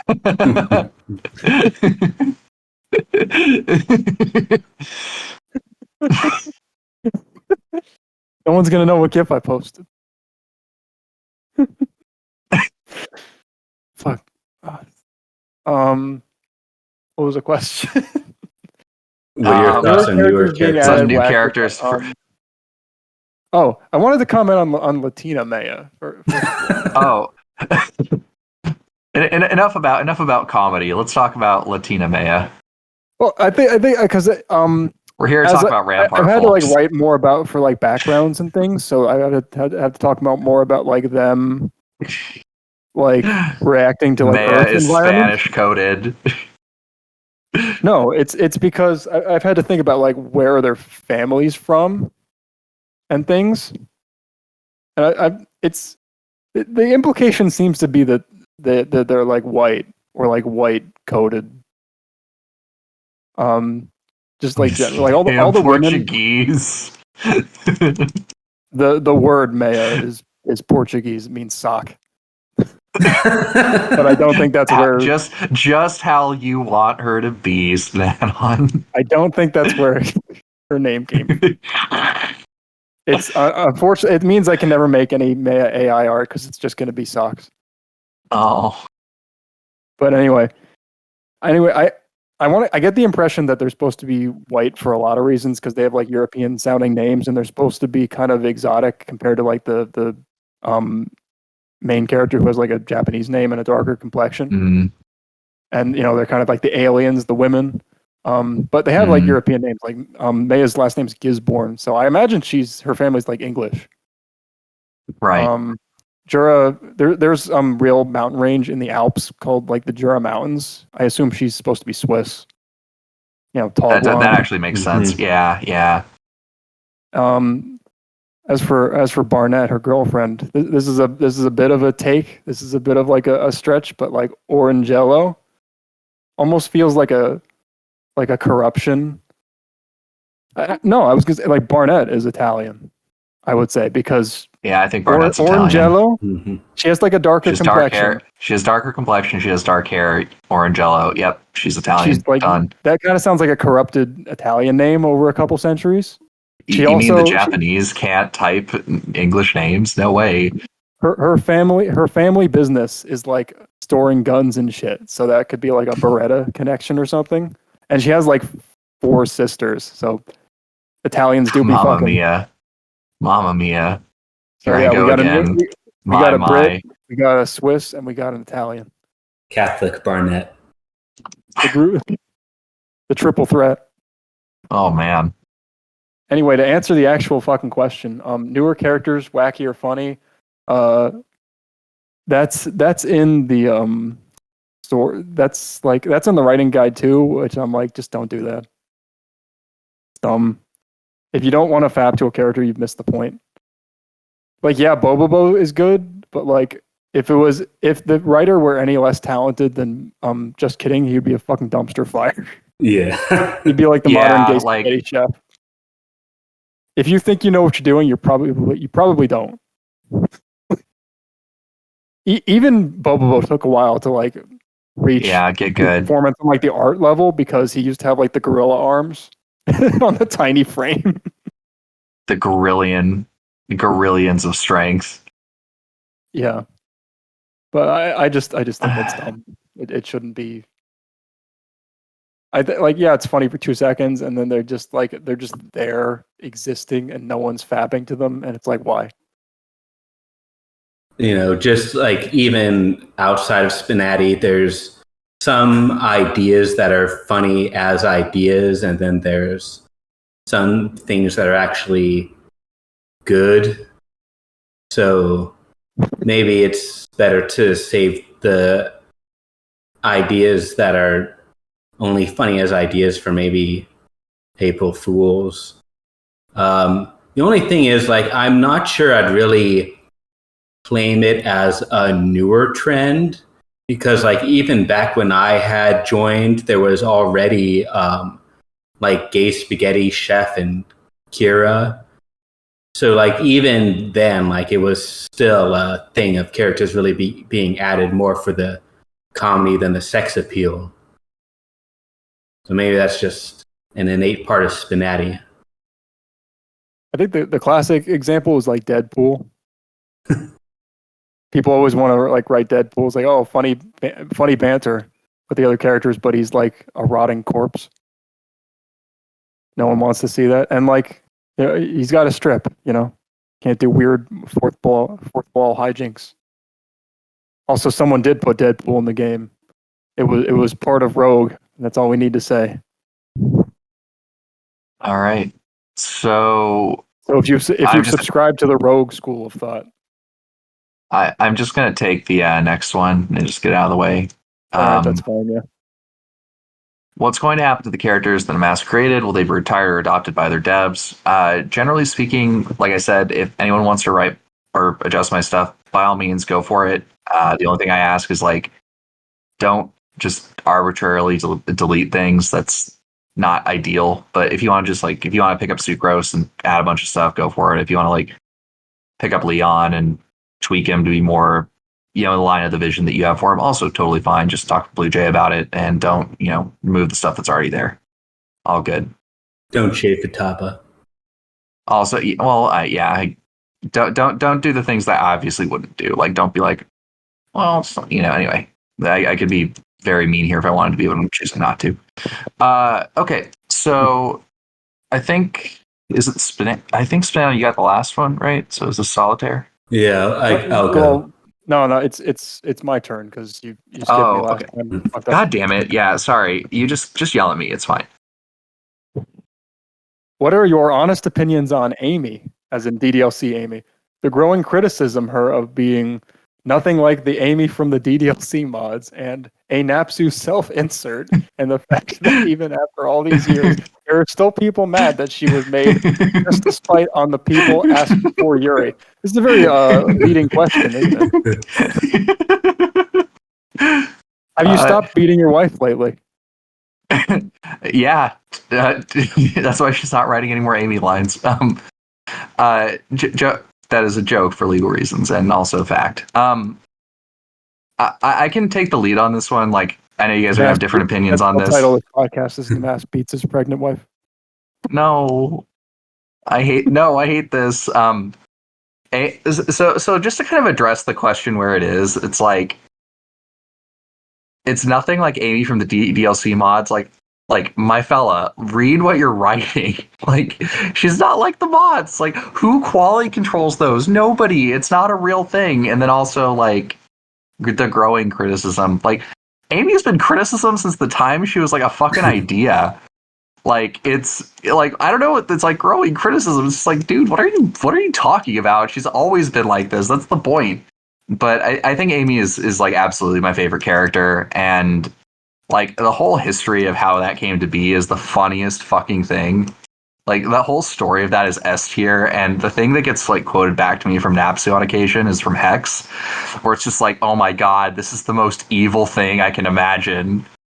And it was really, thank you, Nicole. That I think that's just makes Napsu really happy, and it makes me happy to see her happy. But I also think that it's like there's not like a mod that is canon Amy. It just doesn't exist. And in the same way that it's like, it's like, oh, it's a self-insert. It's like, I gotta tell you guys, like Napsu and Amy like are not at all the same, in the same way that like who I am IRL is not the internet personality that I have, or like the way I write my characters. Like very clearly there's a disconnect there. But I do think that like obviously I married my wife for who she is. A lot of the characters I work on in Smatty are characters that are more indicative of my wife than I would be if I was single, kind of thing. So it's basically like I really like Amy because Amy is Amy, but Napsu's definitely not at all like this character. Or she's not very much like this character in her life, which is great. But I hope people continue to enjoy the controversy she brings. Yeah, I know. If Amy were, or if Amy the character is a spider demon, if Napsu the person were a spider demon, I would probably be full of eggs right now. Congrats. So anyway, you guys tell me what you think. I know Smanon's not the biggest fan, so Of Amy? yeah. I'm not the biggest fan of DDLC. I've never given a fuck about it. So when Amy dropped, I thought it was the funniest shit. Just to dab on all the people bitching about Yuri. Because first of all, like, I mean, that's kind of a mindset that leads to like churned out kind of cookie cutter characters. Is like, oh well, we have some of them, we got to have all of them. That happened with the Rubies, and like literally the only one that's like good is like, and like finished is like Weiss, because she was someone's actual waifu and not just like churned out in a factory. But I think Blake was pretty good. The new Blake was pretty good. Yeah, I wish she just finished sponsorship. Not long for this world. Anyway, I know. Womp womp. Yeah, but like Amy as a character, like again, I kind of raged about like OCs and fan characters earlier, but I don't think Amy is particularly badly done. I haven't played with her a lot because I don't care. But like the Natsuki stuff that she does is fine. There's some good character stuff there, and characters that talk really frankly about sex are just good for me personally, because I need that for May and Jura to play off of, because they're so out of their depth. And it's kind of like Hilda, Fire Emblem too. I like her because she's kind of like very frank about like banging guys and stuff, which I need to work with, because none of the guys hit on my characters. So this is what I have to use. It's just like, yeah, I gargle my BF's balls, and May's just like, what are balls? And that's just like more fun to write. So Amy has elements of that. Yeah, I mean, I think it's hilarious because, like, even after all this time, Napsu continues to generate just a massive. It's been 4 fucking years. It's like 4 years later. And I actually do like DDLC. Some people never get over shit. Hashtag Trump voters. So what are you saying, Solly? Sorry. No, like I actually do like DDLC, but also like the growing, like, who the fuck is saying this? Like the growing criticism. Like, yeah, many people are saying this, folks. Many people are saying this. Nasty Napsu was very unfair to the Yuri fans.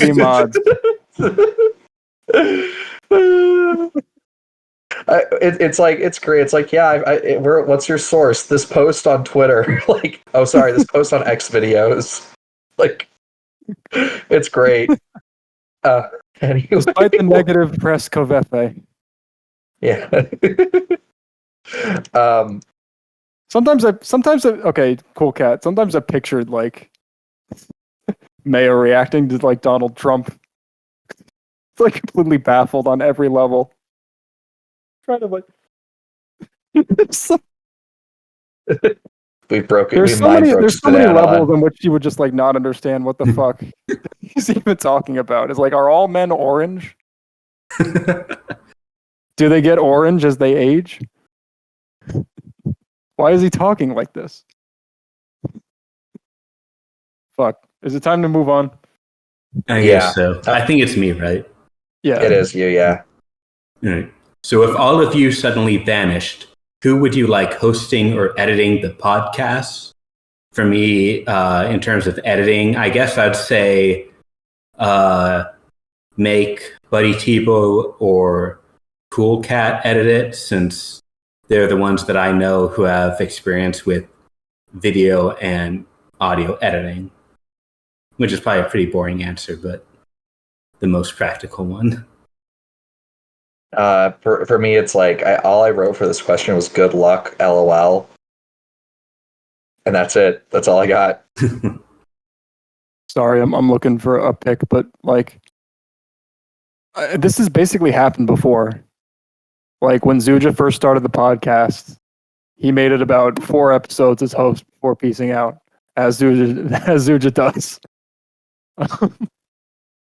Just fucking vanished, and then like, so then Joe picked it up. He was known as Johan back then. If you listen to the old podcasts, and he as host, and I was just kind of there still. So I was like, well, I guess I'll just keep being the co-host. And then Joe pieced out like 2 years later, or like a year and a half later, and then a couple months after that, we just picked it back up. It's really just whoever is there and wants to do it.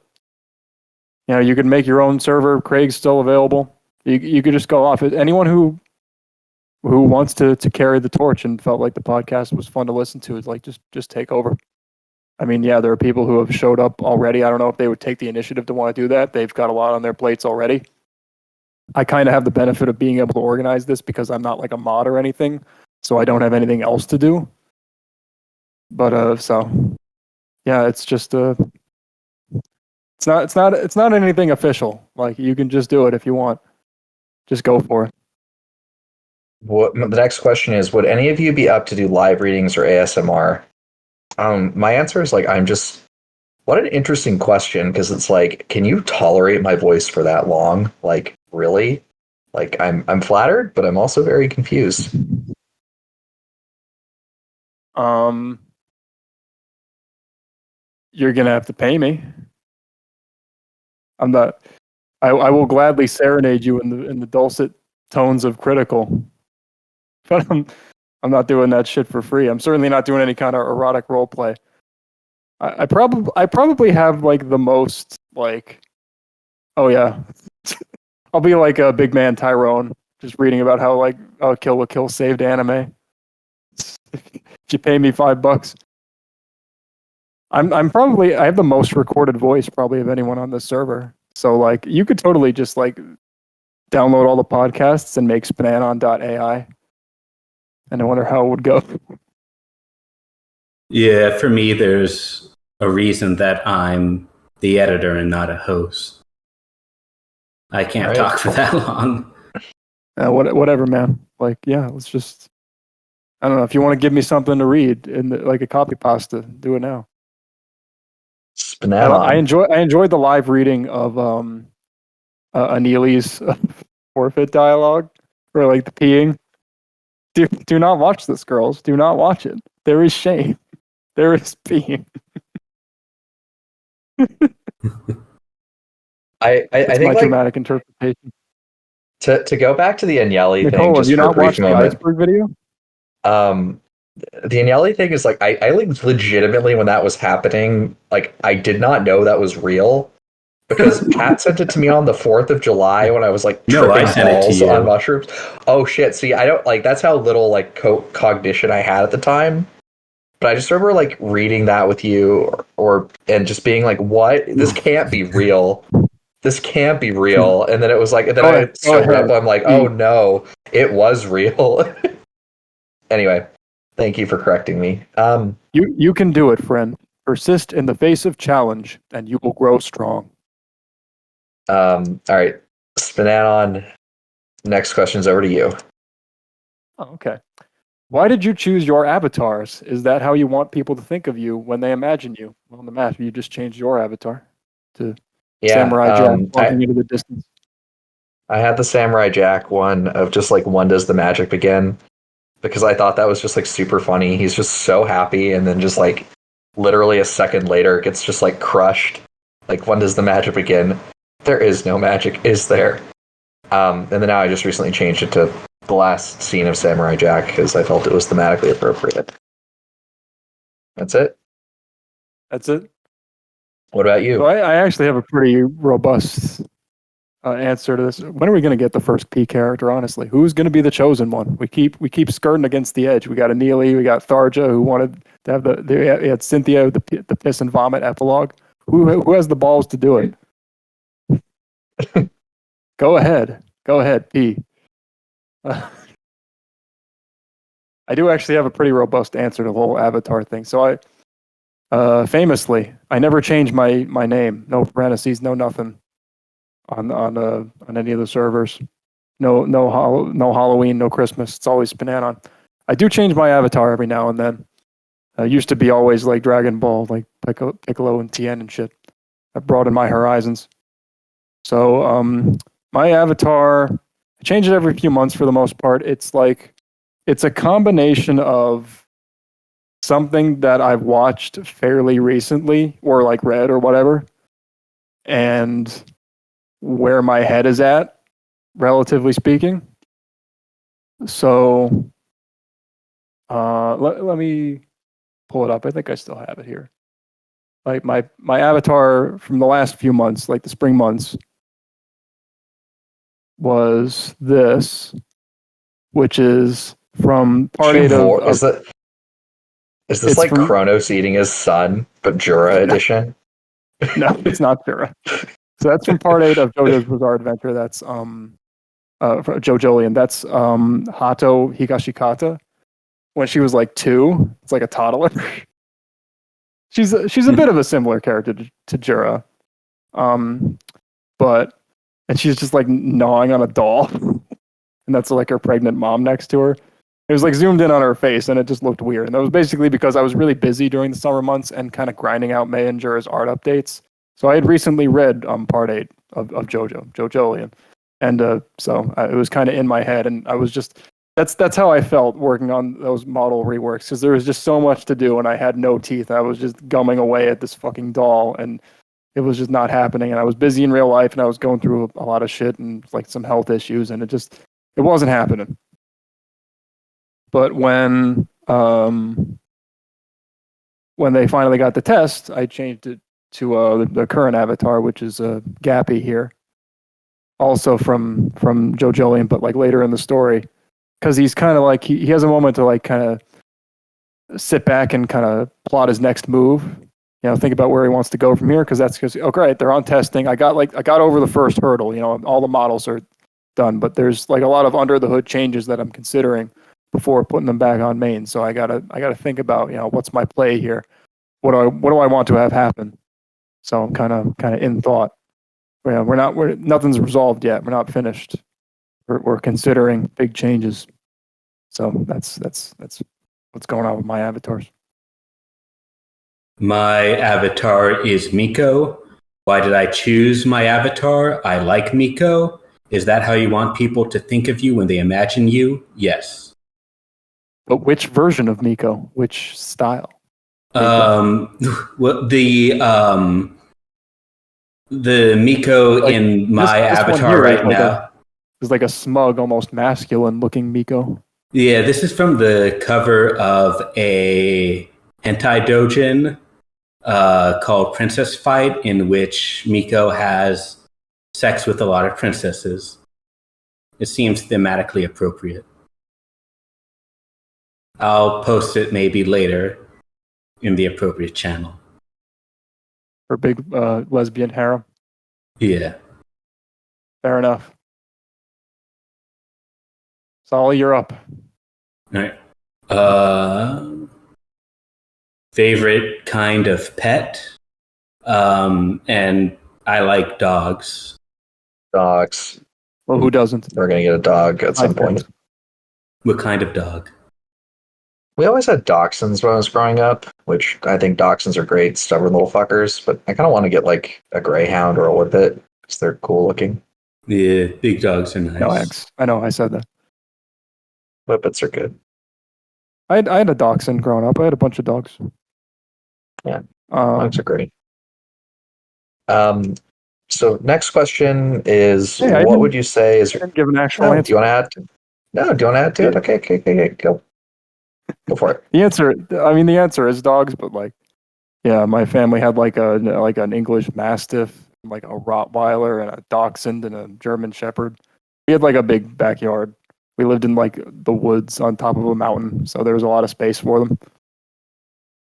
Now you know why I'm such a loner. The fucking Just woods. found out in the wilderness, contemplating his space Grew up on wifey. top of a mountain. I stared up into the great beyond, the stars. But yeah. Now they're all gone. They only have like a cat when I come visit them.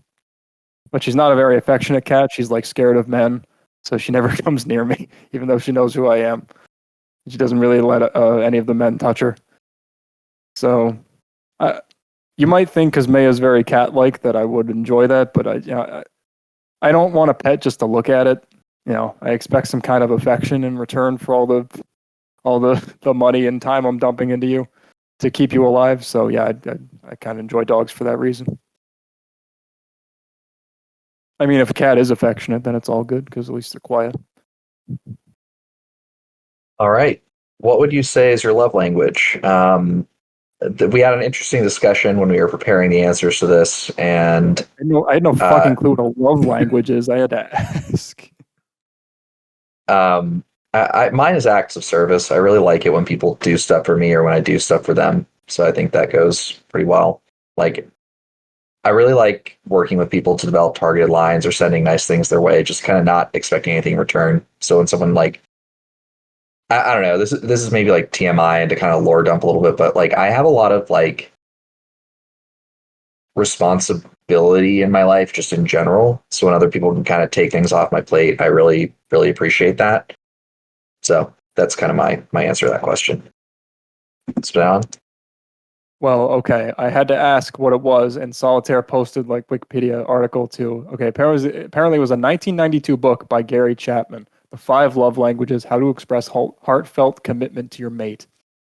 So it outlines 5 general ways that romantic partners express and experience love, which Chapman calls love languages. They are acts of service, gift giving, physical touch, quality time, and words of affirmation. And then Sully's TLDR is, it's a way for well-off white women to say they like something. My love language is food, rather than I like food. So, well, based on that, I think on the last live cast, I basically said that I don't really like spending time with other people that much. Instead, I'm just out in the woods by myself. So I'm going to have to give it to physical touch. That's the only thing that really interests me. I don't really need someone in my house pitching at me. But you know, if you want to bang, I'm all down for that. I mean, to give you an idea, my dream girl that I fantasize and dump all this time into is like some chick who never smiles and never talks and just goes off and does her own thing, but would probably be down to fuck. So, how romantic. Listen, I mean, what greater act of love is there than just nice smack on the ass? That does make sense. It's a good act of service. All right. Solitaire. The act of service is my penis in your vagina. Yes. Solitaire, go ahead. Then I think I need to take like a 5-minute break, but then we'll be back. I was going to say that. Yeah, we should take a break. Yeah, that's fine. Yeah, I don't really know. Is beer a love language? Beer can be a love language. Let's go with that. Sake. Okay. Cool. So welcome back. Span, you got the next question. I got a drink. I have a banana to eat. It's now officially Bananon. Bananon. Let's see. Oh yeah, I wanted to say something else about the love languages. Oh yeah, Like, go for it. Because I feel like people are going to interpret that as some kind of like joke, like, oh, physical touch, I just want to bang or whatever. But I don't think there's anything wrong with like whatever relationship, whatever you need a relationship to be. If you're both comfortable with that, I don't think that's like a problem. Like some people have fewer emotional needs than others. Some people like being alone. Some people like being like doing things together. But like people like in the NSFW chat have like talked about like even if I don't really hang out with other people so much, still have physical needs, sexual needs. And it's like if you can find someone that can fill that, but doesn't feel like obligated to do all that other stuff for you. Like there's nothing. I don't think there's anything wrong with that relationship. It's not like appropriately romantic enough. You don't do everything that everyone expects you to do. Like, so what? I think Mayo might fall into that category as well. It's probably why I like her so much. And I think you could have some kind of special relationship even if it's not like your typical romantic lovey-dovey kind of thing. And I think that's something that's like a theming that I kind of want to get into for like her expanded epilogues that I'm trying to write in terms of like what kind of relationship she thinks she could actually engage in. And I think that might resonate with people, at least with me. Anyway. Whose turn is it? Is it my turn? I believe it's your turn. Oh, God. Can't stop talking. What are your thoughts on the implementation of Futa support in the game, and which Futa characters would you like in the game? Gee, I wonder who posed this question. Well, Nmasp. Yeah, it was me. It was me, Barry. Yeah, I'm not the biggest fan of Futa, but I do think at some point it'd be fine You to. already made Futaba. It'd be fine to add to the game, but I don't think I could meaningfully engage with it, which is unfortunate because I feel like it's just. I don't know. It's like I don't know how there's enough variety of reaction for me to meaningfully engage with it. But I think it's cool. Like I think if you're into it, that's your business, and if the game could be made better by having support for that type of character, then I don't think that's such a bad thing. It's just I personally don't have the ability to engage with it. That's all. Oh, well, what better food to be eating than this nice banana to talk about Futa support? Of course. Why settle for less? Yeah, Carbo kind of said it in chat, but like, what Futa characters? To be honest, other than the ones he made up from Wikipedia, Lol. Futa support. I mean, if you can do it, it's fine. Like, I'll write some lines for it. It's just gonna be some filtered like masturbation lines and stuff in the end. Like, yeah, I'll write some stuff about female form, penis. I guess that's all you can really do. I'm gonna go on record and say that I don't personally like Futa, not in the purest sense that Onboro talks about, because like I don't know, that's just too much. I can't vibe with it. It doesn't make sense to me. Like vagina, I understand that, because I get bitches. Cock and balls, I understand that. I happen to have a set. It makes sense to me. I understand what's going on. Cock, balls, and food and vagina, or just penis and vagina. It's like, it's not a thing. I don't know. You're trying to have your cake and eat it too. You're trying to have your cock and suck it too. It's just strange. I'm fine with Futa, but it's just I don't know like how long we're going to have to wait to have every character actually, or even to have like most characters have lines to target them, considering how slow some devs are, including me. So I got another mouthful of banana, but Cool Cat says in chat, I just like the idea of a woman suddenly getting a penis overcoming the initial shock to realize how good jacking off feels. Well, you might just be that might just be on the menu for in terms of special interactions.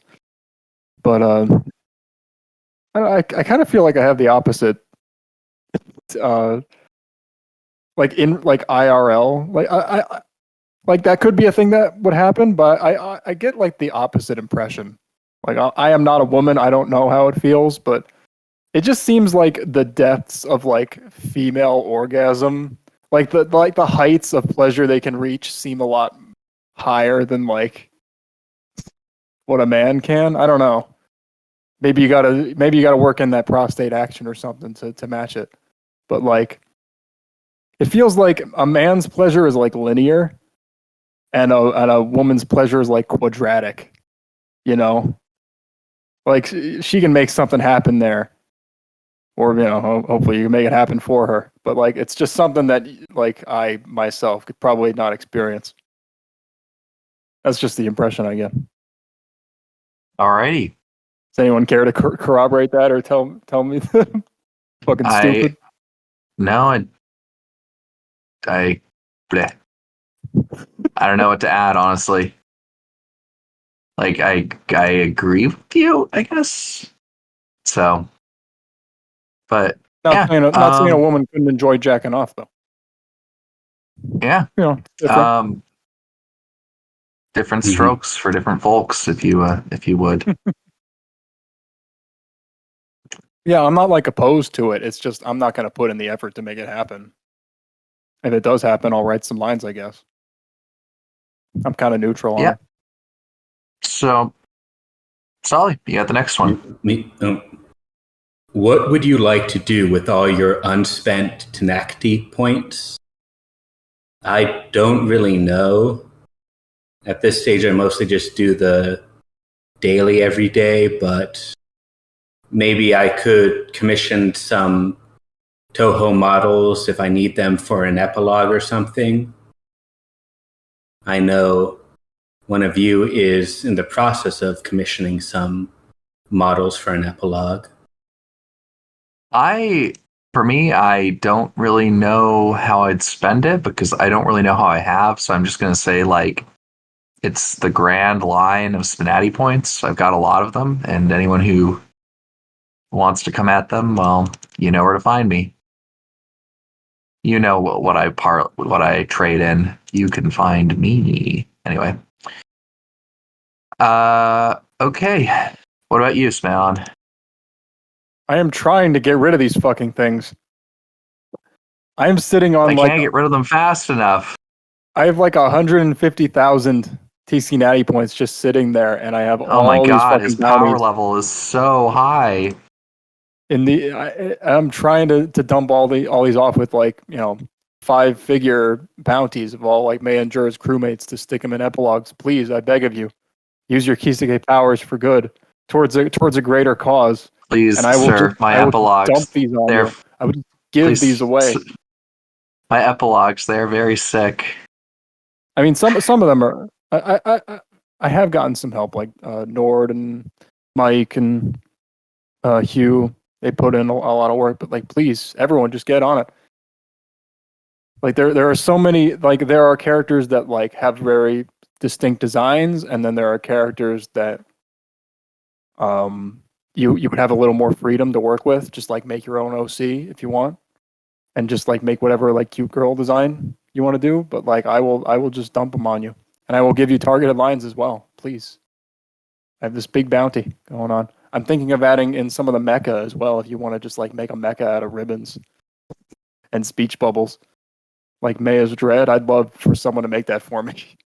We need to bring Joe back just for that. That's true. He made a. You know he'd do it too. He would. Maybe without any hesitation. I still have no. It doesn't need to be posable. It's a fucking plane. It has one pose. Hey, it's not like I didn't do anything, right? All right, I made Maya and Jura, and I made Barnett myself.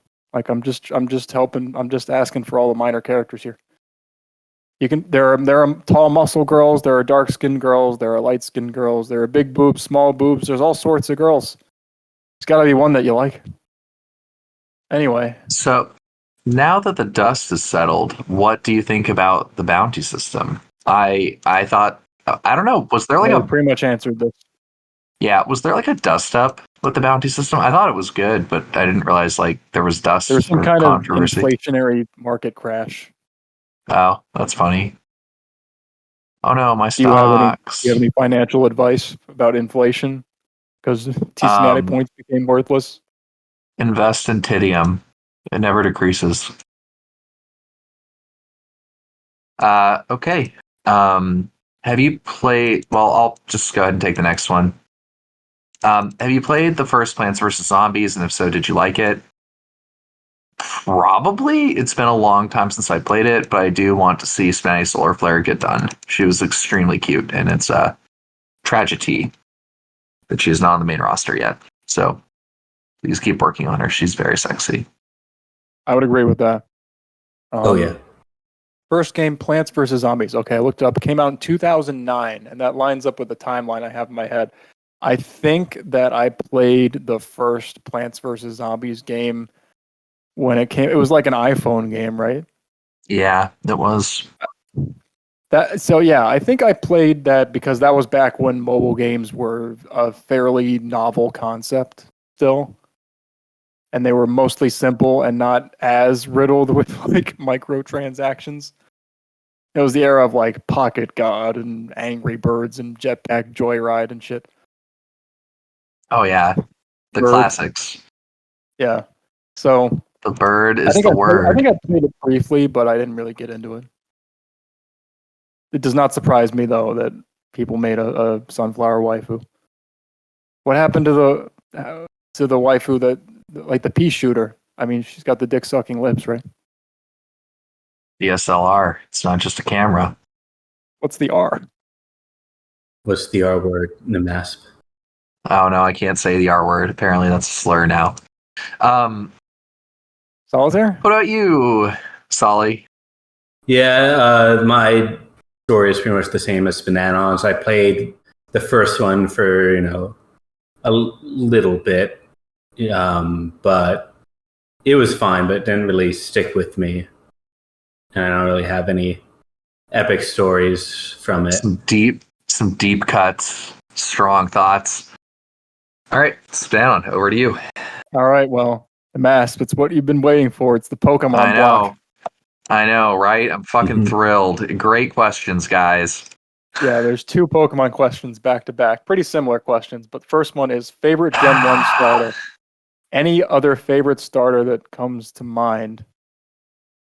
So, in the gens that I played, which is gens 1 to 5, there's typically two starters that I like and one that I can kind of pass on.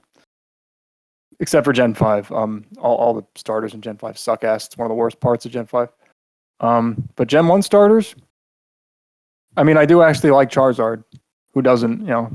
Big fire breathing dragon. It's cool. Makes the game harder. A But it kind of makes like the mid game easier. Like he's cool. He's fun. You use flamethrower. You take out NPCs really fast. It's a good time.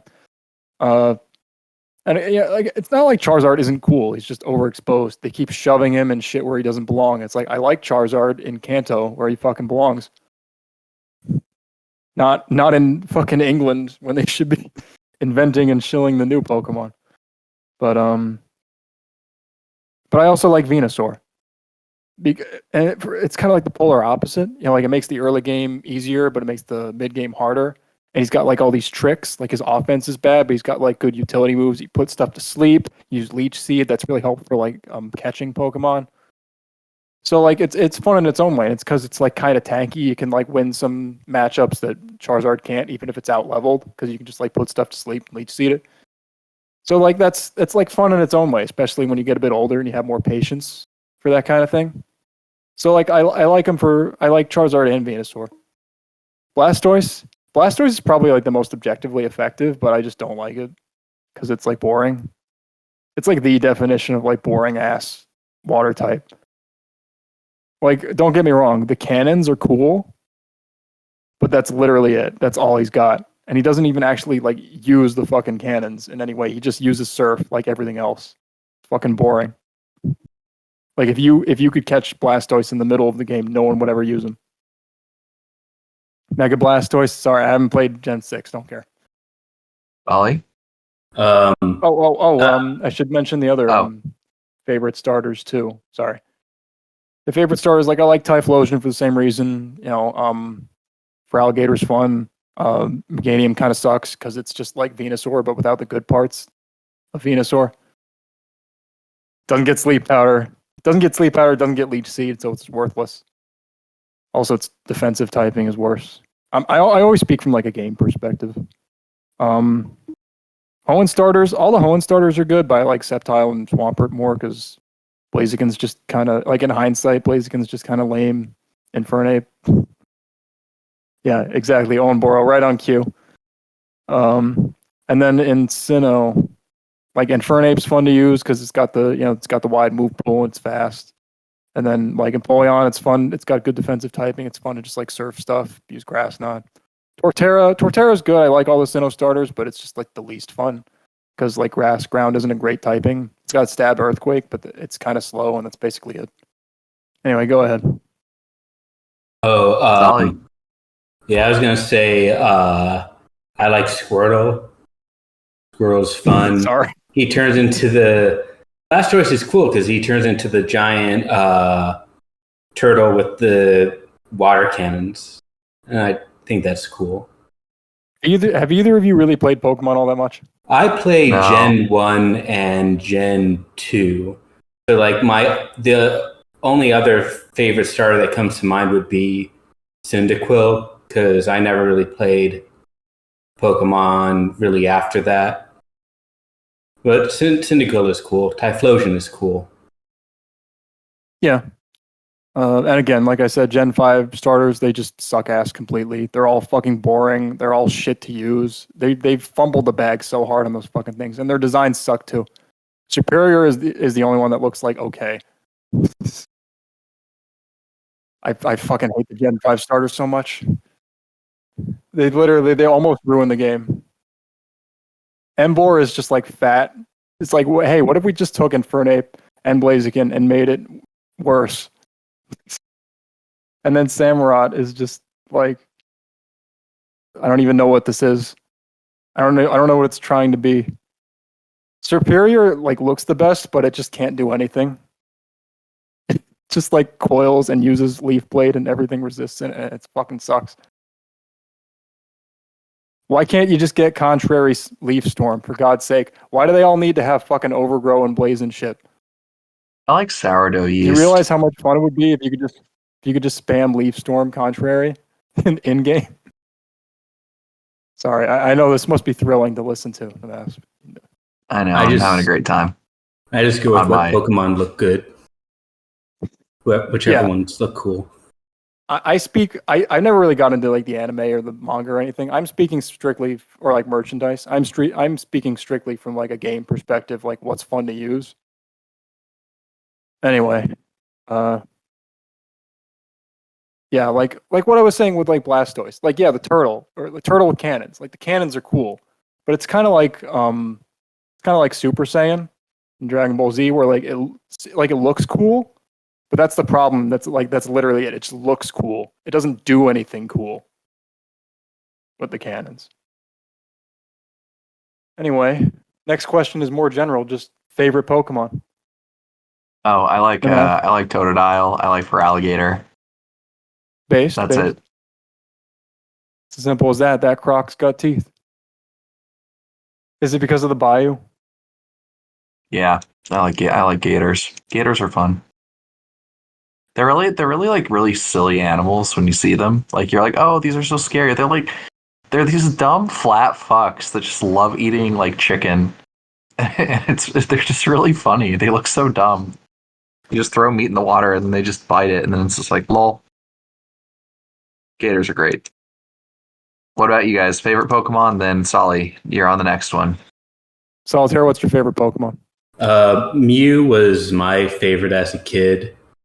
Like I said, I'm like a Gen 1er / Gen 2er, but Mew was so good. He got a sequel, Mew 2, and like no other Pokemon have gotten sequels, so that's why you can say Mew is objectively the best one. Banana, do you have a favorite? Blaziken got a sequel. It was Infernape. They just made it better. Porygon 2, yeah, that's a good point. I'm fucking wrote him. Oh yeah, Porygon 2. Anyway, so a while back, I have been like over the past 3 years or so, I've been like 100%ing all the games that I own from like Gens 3 to 5, like Fire Red up to Black 2. And again, like I like Pokemon based on how fun they are to use, which means it's hard to say like what my favorite Pokemon is because it depends on the game. Like if you use like I really like Gyarados out of Gen 1, but like in Gen 3, like Fire Red Leaf Green, he kind of sucks to use because he can't use like physical water moves. So he just has to use like Earthquake and like Double Edge and shit. He's not that fun. And like Snorlax is really good in Gen 3 because it's like physical Shadow Ball and he can like self-destruct and curse and he doesn't have a lot of weaknesses. But then in Gen 4, it flips the script. Suddenly Gyarados has really good like physical move pool. He uses Waterfall. And suddenly there's like close combat everywhere and Snorlax is just getting outsped and destroyed and he's not fun to use anymore. So it's hard to say like what my favorite Pokemon is because it changes depending on the game. And I actually put together a list, like a whole image. I'm going to post in chat of like Pokemon that I like. And the sprites that's are a lot. on like what game I like them in. Yeah. So you can take a look at that. Ask me anything about like why I like a Pokemon or where. But yeah.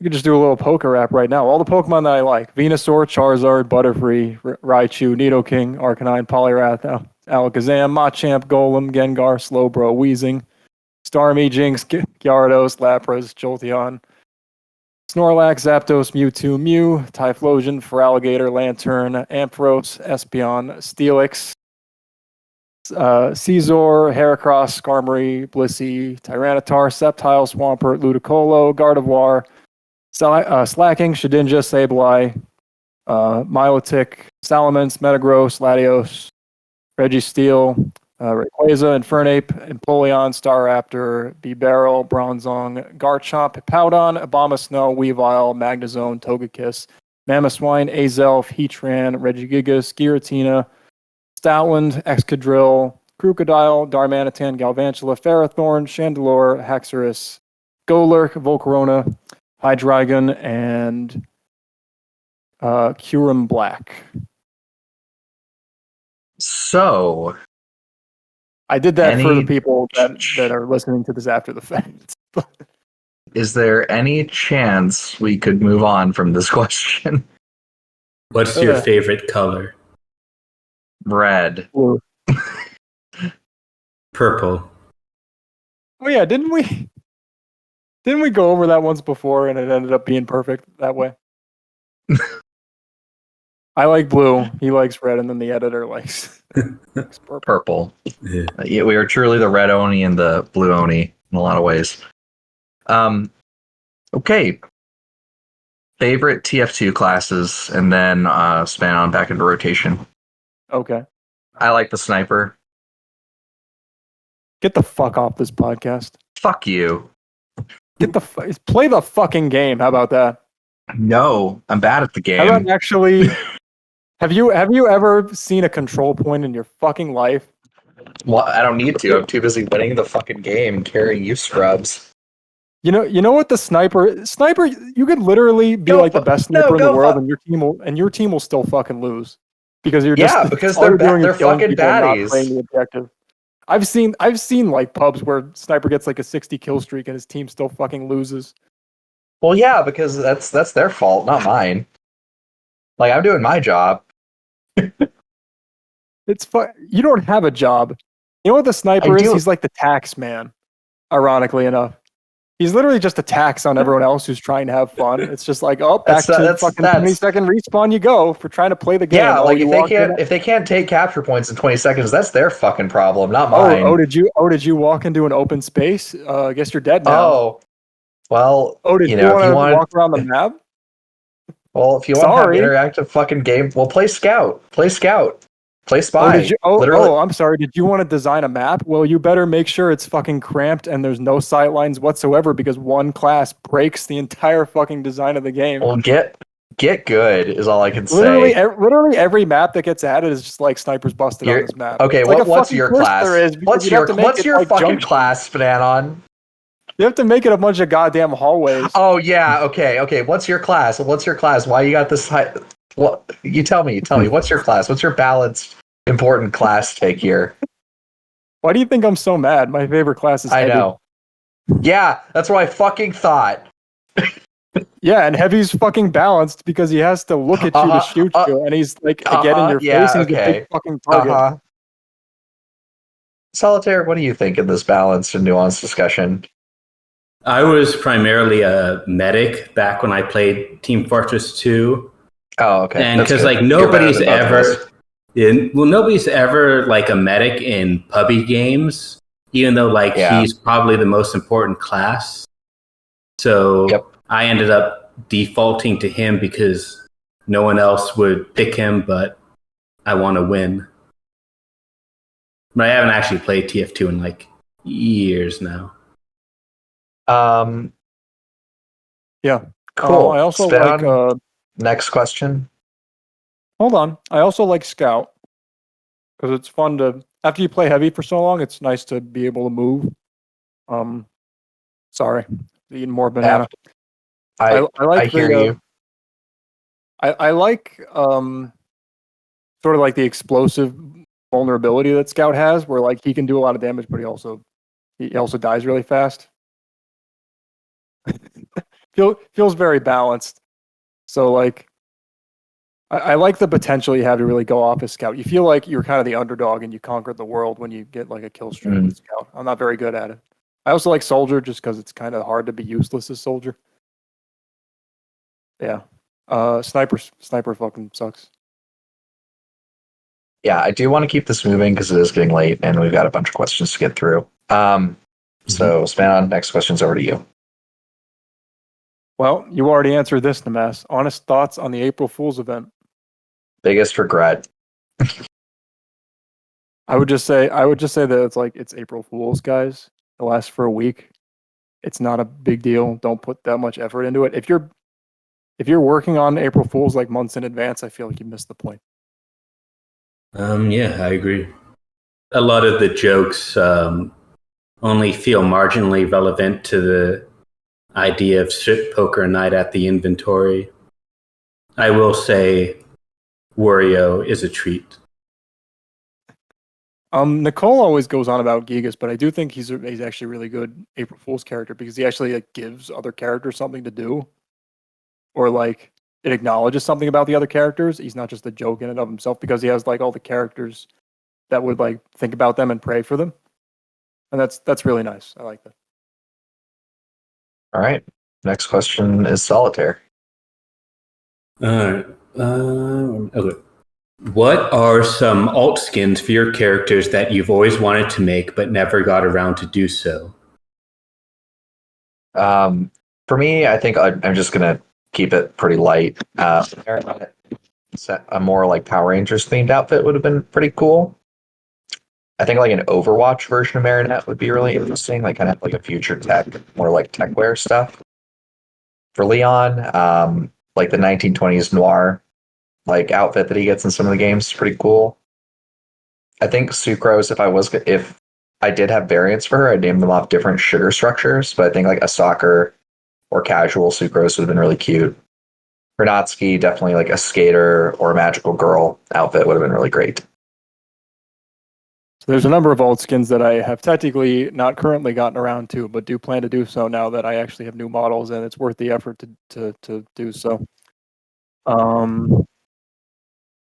Yeah, alt skins like there's artwork of like a Santa Jura in like booty shorts. So I'd like to do that for Christmas. Sleepwear. Jura has fancy pajamas and Maya has like a skimpy chemise. So that might be a fun contrast. Summer, they both have like swimsuit alts. There's artwork of them in different swimsuits. Obviously, like Jura has like a bikini, and Maya has like a blue that's like kind of a onesie, kind of not. So that would be fun. Halloween, I don't think they really have anything. Like that would be good enough on its own. That's cool. I think that works. I think that would even out because Maya would have something for Valentine's and Jura would have something for Christmas. They will come eventually. So will I. Yeah, there's only 2 alt skins I've really thought about for any of my characters. One is player 2 Reimu, who's just Reimu but in a blue outfit instead of a red one. And then one day, once I've gotten the model rework finished, I hope maybe I'll make the Easter costume I have in mind for Miko Messiah Complex. Is it a complex if it's true? Yeah, what is that one? You'll see. I see. Whose turn it is? Is it? Next, it would be me. So it's like thoughts on players deciding whether a character is more popular in porn than others, depending solely on the quantity of porn rather than quality without taking Dujins into account. I don't know if this is a real thing, but so I have no thoughts on it. Anyone have opinions on it? I don't really get what it's. Seems like it's just like a statement. Almost. I don't think that people tend to focus on like Boru like results, which is something yeah, that I don't think that really matters. Yeah, I Well, don't think for it really one matters. thing, that heavily favors like newer characters who have had the time to get like who like came in at the right time for like the Patreon money train to get a lot of like single image like commissions produced. So you can see like after 2016, like Rule 34 results just explode for each character. Huh. Yeah, it's like I do think you should take doujinshi into account. Like Maya has a lot of good like doujins, more than even some more popular characters. But like single images, there's next to nothing because that just didn't really happen back in the early 2000s. But like That actually makes a lot of sense, and I never thought of it that way, but that works. I think it's important to recognize the distinction, but it's not really that meaningful who has more porn than another. Like you can kind of guess already. Like yeah, Toho's got a lot of porn. Like whatever metric you look at doesn't really like. Yeah, it's fine. It just is the way it is. I don't know what you're supposed to really glean from that. Yeah, I mean, I Other than, don't think the time that they came out. Players really care so much. Like they're just going to go for what they recognize. Yeah. So like I'm sure there's like some mecha bro out there that like doesn't know Ruby or Fire Emblem, but like they remember watching Dredd on Toonami, so they go for that. But yeah, I don't really think like someone looks off of like the Danburu rankings to find who they want to fap to. Yeah, exactly. I like to use like the 30 like 20 30 40 doujinshi as like evidence of it being popular in its day, and it's just kind of faded away as a lot of shows do. But yeah, I mean there are characters that kind of end up becoming more porn characters than anything else, like maybe 2B or Zone or something. Or like I think that's true. But it just is what it is. Anka, Oh, poor Anka. Zone's got the magic touch. You got the touch. You got the power. Okay, so next question: thoughts on dubstep when it was at its prime? I guess we're all old enough to remember. Yeah, The days God, of, what like, a Skrillex and statement! Deadmau5. You fucking boomers or zoomers! God damn it! Well, Nmasp. But yeah, I really liked dubstep. Like, I think it's like, did it need to be in everything ever? No, but is it cool? Yeah, I love dubstep. I love like late 2000, like from the 2000s were a really great period for drum and bass in general. I imagine you like banging out like hundreds of lines to like hardcore dubstep, Just like crushing a monster. Yeah, actually, unironically, like Death Stranding got me back into drinking monsters. So Hideo Kojima, you fucking brilliant man, you did it. So yeah, what about you? I was a little young for it. I would have been like early teens, so I didn't care that much. I grew up around a lot of like dad rock. Go figure. Again, living in the Got it. woods, so I don't hate it. I think it can work in the proper context. Found like a good porno that used like a Skrillex song. That was fun. It's like, all As right, the yeah, bass drops, I can see some clapping some cheeks, or having the bass drop Penetra- for when you achieve penetration. That works. yeah, I'm not going to say that it's Good not fucking something music. that's happened. Yeah. Songs to fuck by. Dubstep. So, Solitaire, what do you got? I was never really into dubstep. Mike's Banana, and I like dad music mostly. Dad rock and hip hop is my musical taste. I like that JoJo dubstep that like happened in part two. It was like 2012. It was back when dubstep was popular, but like Joseph got a lot of that in Cars when he transforms. Yeah, that was cool.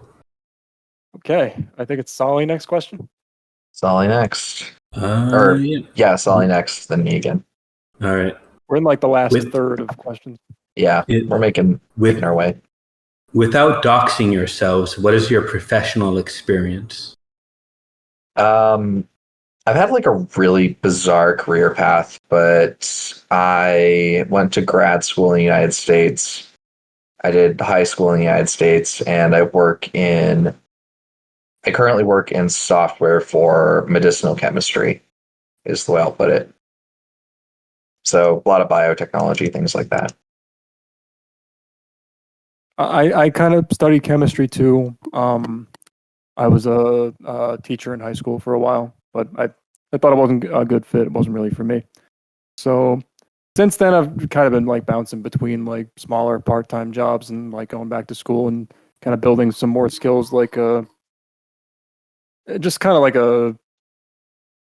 an eclectic sort of mix, like some foreign language and like some illustration and like SQL stuff, like Microsoft Access and databases and things.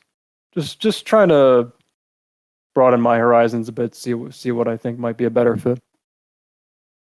Stuff that I think works, because like the things I liked about like teaching the most were kind of like desk work more than the actual presentation, just like putting stuff together at a computer. Go figure.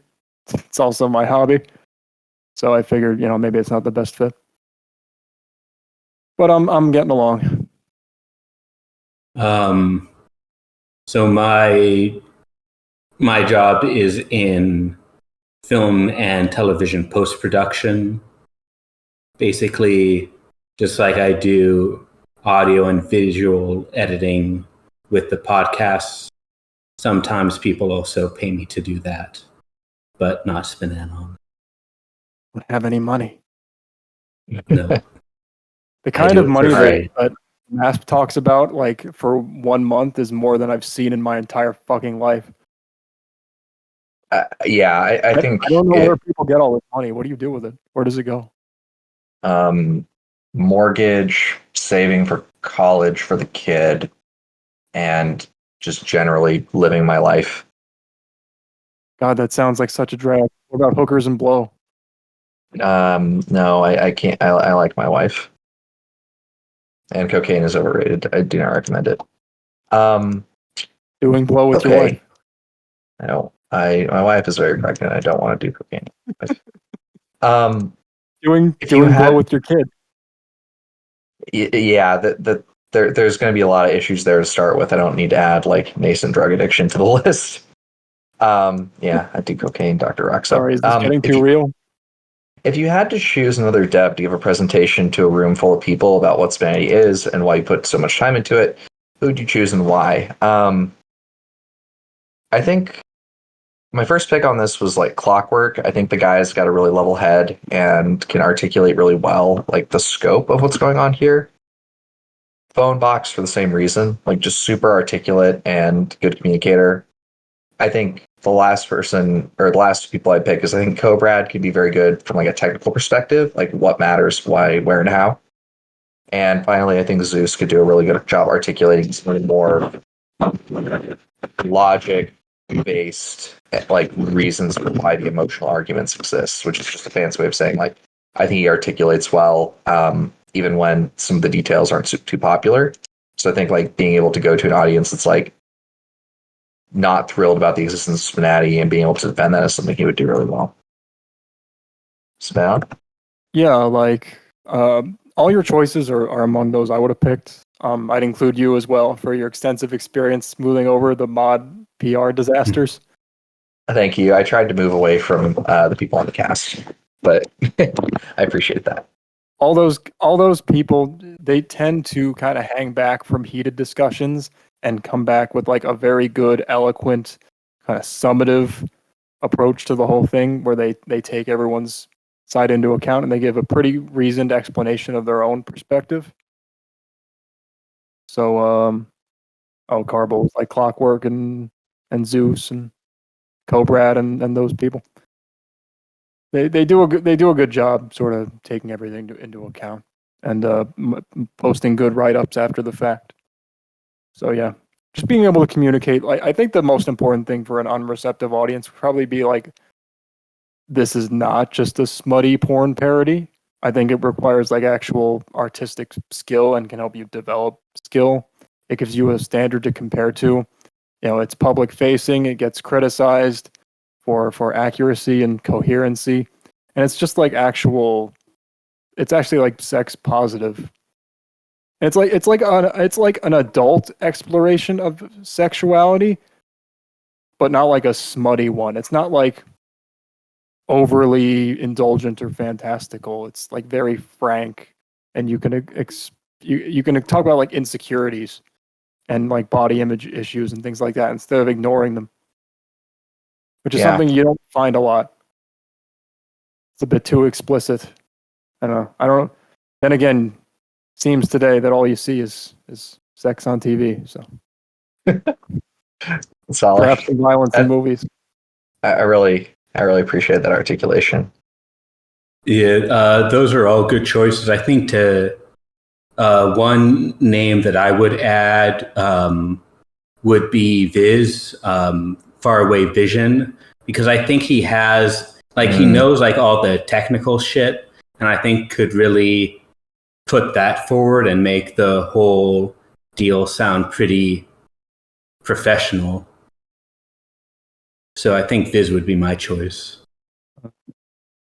Cool. Viz would be good. He doesn't do write-ups as much, but he could probably put together a good one if he wanted to. His documentation tends to be really strong, so I don't doubt that. All right, Span on. Next one for you. What is the one dish you can cook pretty well? I don't even know who does the cooking in your household. Me? Yeah. I can do boiled pizza really well, apparently. Generally, I do a lot of the meat cooking, and I bake a lot. I really can't do veggies, but I can cook a mean steak or burgers. What about you, Span on? I don't have any money, so I do have to cook for myself. They tend to be pretty Spartan meals, but you know, I have helped in my family's kitchen, so I can at least follow a recipe pretty well. So like I'm not a disaster at cooking or anything. By myself, I like making like buttered noodles with chicken and things. I know pasta's not very hard to make, but like sounds tasty though. Yeah, that's just good and cheap and filling. I like baking mac and cheese. You know, making the sauce yourself with like salt and cheese slices and things. Or I'm like putting on some breadcrumbs. I like putting together like stuffing around Thanksgiving. Get like the ground beef and the stuffing and all that. Cooking them at the same time. That's all good. You know, chopping up onions. Oh, there's some desserts too, like baking brownies, like baking. My family's got a good like Greek honey dipped. They're like Greek butter cookies, like that are like soaked in boiling honey, like honey syrup. It's just like a heart attack on a tray, but it's delicious. I enjoy those. So for That's me, a big the effort. deep lore, I guess, is that I actually enjoy cooking. It's sort of like the non-pornographic hobby that I have. But so I'm pretty confident I can cook a lot of dishes pretty well. Yesterday, I made fried pork chops with rolled in breadcrumbs with rice pilaf on the side. Holy fuck, that sounds amazing. I like to make slow cook dishes. Those are always good. You know, do a lot of things with like a little slow cooker. Pasta dishes are also always good. Pretty much anything with like pasta or noodles or whatever would be like something I could make and enjoy pretty much with. You can just kind of throw a lot of things together like with pasta and make it good. Yeah, pasta, soup. Fucking love Mhm. pasta. Yeah, I pasta. could talk about pasta for the rest of this cast. What's your favorite please pasta? don't. Just the pasta cast. Please, God, guys, please. The Pokemon stuff was enough. Please, no more. I'm a fusilli enjoyer. Never got this was the Nmasp weak point. I actually can't eat spaghetti like with marinara. I throw up. What? Yeah. So, Solly, you got the next question, I think. Right. What do you consider your magnum opus, Miko? Probably Natsuki. I think Marinette and Adrian have like individual lines for every single case when they're playing together. So I think that's also pretty cool. Span. My magnum opus is still incomplete. We are merely Man suffers, for he is both merely the granite and the sculptor. in first gear. Anyway, yeah. One day you can say Maya is my magnum opus. Although, just in a general non-Spinati sense, I would say the best is still yet to come. The reason I'm sticking around this long is because I think, again, like it's just an opportunity to genuinely improve as an artist, and I do want to eventually start making my own stuff. Yeah, I understand that. But for now, Yeah. it's all Gizzy. Yeah, I still need to revamp Miko's art as well, and probably revamp her generics a lot too. The in progress stuff is really good though. Yeah, I think It is. I don't think yeah. most people here have seen it, but it is. They have Be not. hyped for it, guys. Next question. Okay, to move on. Yep. Yeah, I think these two are for you, Nmasp. You have the doctor. I'll just take the next two. That sounds good. The Mask, if we want to follow your and or Napsu's future non-Spinati related creative projects, we're the best place to do so. Just DM me, and I think that's a lot easier than kind of spamming the chat. Given kind of emergent realities in the next few months, it's going to be rather hard to do a ton of creativity, but I've been doing a lot of non-Spinati creative stuff in the meantime. Next question to Mass. What are names you and Napster are considering for the incoming baby? I don't want to dox my child, but she is going to be named after a horror movie survivor. And I'll let you guys speculate on that one. Ripley. Name her Miko 2. Miko 2. Miko Jr. All right. Next. Well, these are kind of three interconnected questions. So the first one is, what's your opinion on Mary Calvin, the OC? As if I didn't know who Mary Calvin was at this point. And like, I guess we'll just start with that one. What's your opinion on what a menacing question in light of recent events? I think Mary Calvin's okay. She's definitely not really my type. I think she's a little too schizo. She came out like right around when Amy did, and I kind of think Amy just stole her lunch. But she definitely has her fans. That's for sure. That's my thoughts on that. NTR'd Mary's meat. Apparently. So yeah, I mean, I've already I've already disparaged OCs multiple times on this live cast, but as like, yeah, she's just like Futaba, but like less attractive and weirder. It's not my thing. I'm not into gremlins. I'm not into nerd girls. I generally This am. is supposed to be a yeah. fantasy. I would like to bang some tall, big-titted, pillow-assed goddess. Some nice statuesque stunner. Thanks. I don't have to be chained to reality. I kind of liked her when she looked more like the nostalgia critic because you could just make jokes about a bad credit card. And now that Walter is gone, and the Mary Calvinist guy is probably soon to be gone, she's just kind of there. That's another problem with OCs is that I think like once the creator inevitably stops working on them, they just have no purpose. Like no one's gonna touch them. Yeah, I think she's fine, but because she hasn't really had any update and her creator hasn't been around in years, basically, it's easy to forget about her. That's really all I have to say. All right, next The question. next question is good luck, new paragraph, equal sign. Okay, thanks. Thanks. And the next question I'm just gonna do is perchance, are you interested in joining Mary Calvinism? And there it is. Nmasp? No. No thanks. Next. So, yeah, this guy has gone from like there's like fun waifu worship, and then there's like legit like I feel like this guy's gonna mail us all anthrax. Like it's fucking scary. But like I have to say, like I learned about Calvinism, like the actual Protestant branch in yeah. like school.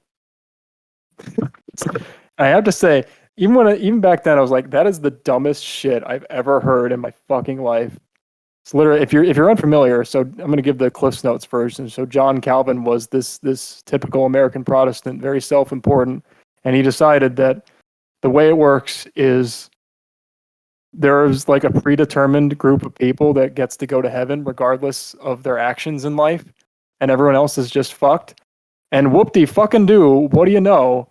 Funny coincidence, it just so happens to include him and the people in his village instead of like 3 people in Uganda. So yeah, I guess it's like Protestantism, but you have to care even less about other people. Don't give to the poor or be a generally good person. Just do whatever the fuck you want, and then you get to go to heaven anyway. Unless you're one of the undesirables, of course. So yeah, fuck that guy. Typical Protestants. I'm just better than everyone else automatically. To be clear, John Calvin wasn't American. He was Swiss French. Oh, my mistake. Still a dick. True, but a French dick. All right. Next question. I think this is for Solly, and then I got the next one. I'm the highest level. I got the next 2. Congrats. This is just like I'll let a you link. take the next one after. Yeah. This is a link to a shitpost Crusaders post, which I guess I'll post that. Someone linked an autism test as a question. But it wasn't the test itself. It was someone. I know, that's what makes test. it even funnier. Like, I have no fucking idea.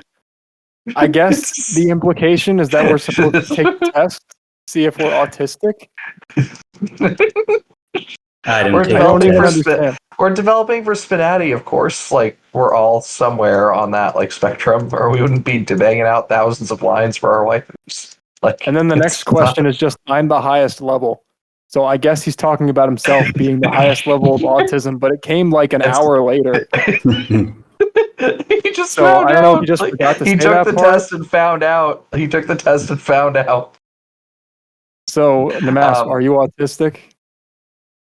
I didn't take the test, but I will let people come to their own conclusions. So The next one was what's your fetish?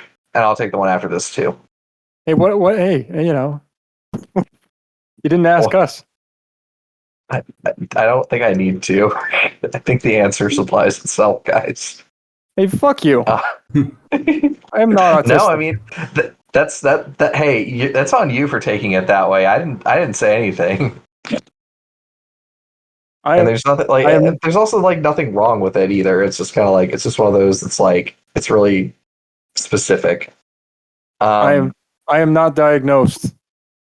Fuck, like, look, I grew up in the goddamn woods. Okay, I don't think I'm autistic. I think there was a period in my life where I was poorly socialized, so I kind of lagged behind in that respect. I don't think I have an actual disorder. I just don't like people. I guess. I mean, who the fuck wants to hang out with people who say you're fucking autistic because you don't want to hang out with them and listen to their dumb bullshit?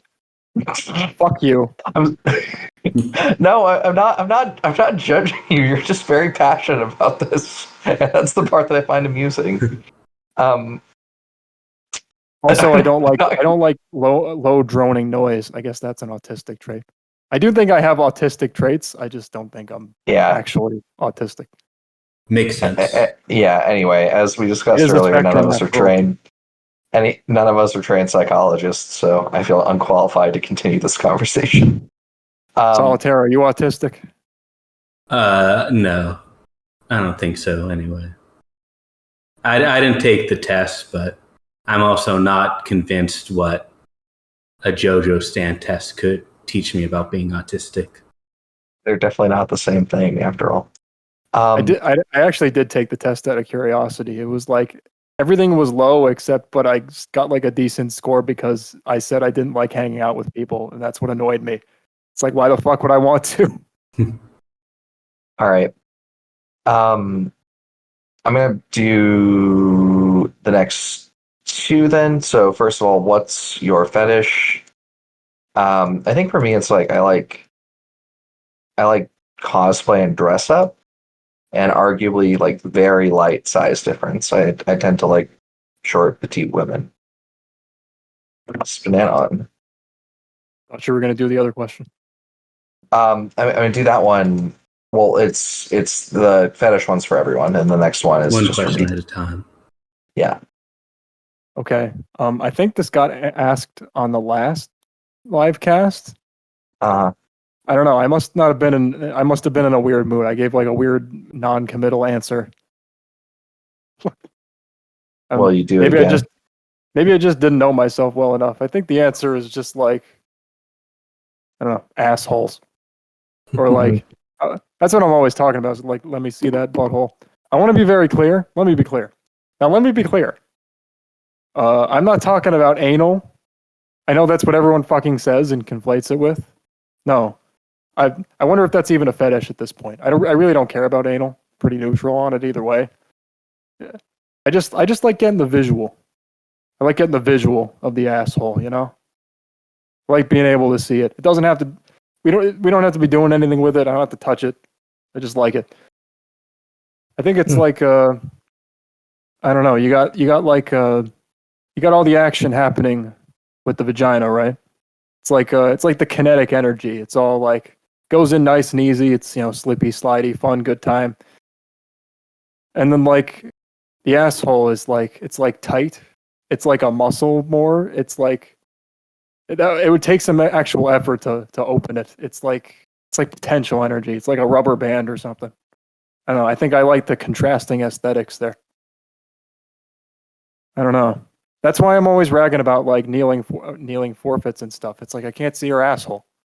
Listen, if I like looking down like the trenches of the pussy too, so to speak. But it's like, I don't know. I feel like if I haven't seen a girl's asshole, like, do you really know her? Deep thoughts. Do you know her as a person? It's actually really well. It's actually really well articulated. Well, I had some time Honestly. to think about it this time. That's true. I love that quote in JoJo and Nicole. A stand is like your asshole. it's weird to show it to people, even your family.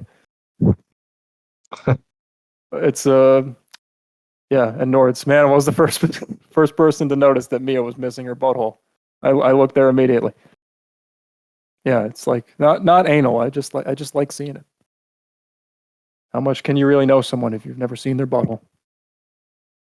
It's true. I'd say My doggy style is good. my fetish is pubic hair, but when you think about it, that's the natural state of things, meaning that I don't have a fetish, and anyone who prefers it shaved is the one who likes who has a fetish. I'm normal. That is that is a really interesting take, and honestly, respectable. Good for you. So, what is your fetish? I don't have one. I'm normal. My stand has no weaknesses. My stand has no fetishes. My stand has no fetishes, much like my autism.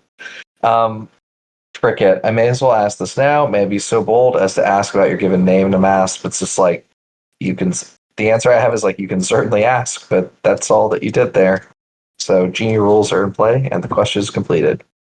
Spin on, over to you. It's Nmasp IRL. It's Nmasp. What set of interactions are you most proud of? We That's already kind of answered this one. Kind of what we were talking about before with Yeah. the underappreciated reactions. It's just if you Yeah. just please play them with newer characters. Their voices are so much better. I think I generally wrote better targeted lines. Anyone in the last 2 years, please, so much better.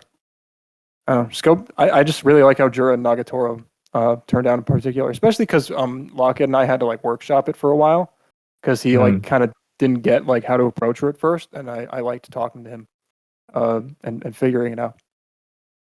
Lockett is such like a fucking gem of a new dev. He did such a good job.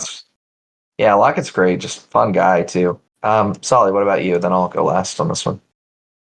I mean, I already answered this one. I like the Hutao Miko interactions, the Reimu Mea interactions.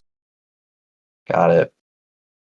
I think for me, I like had two different takes on this. The first one was like, what is like underrated, and that was pretty simple. But I think like the ones I'm most proud of are like the Hutao Leon interactions. I think, Napster and I got to collaborate previously on some of the Amy Natsuki stuff, and while I do like arguably like Amy a lot more than Hutao, it was just really fun to like have that collaborative experience. Like Ada's like obviously the canon choice, right? Like there's not really any controversy about that.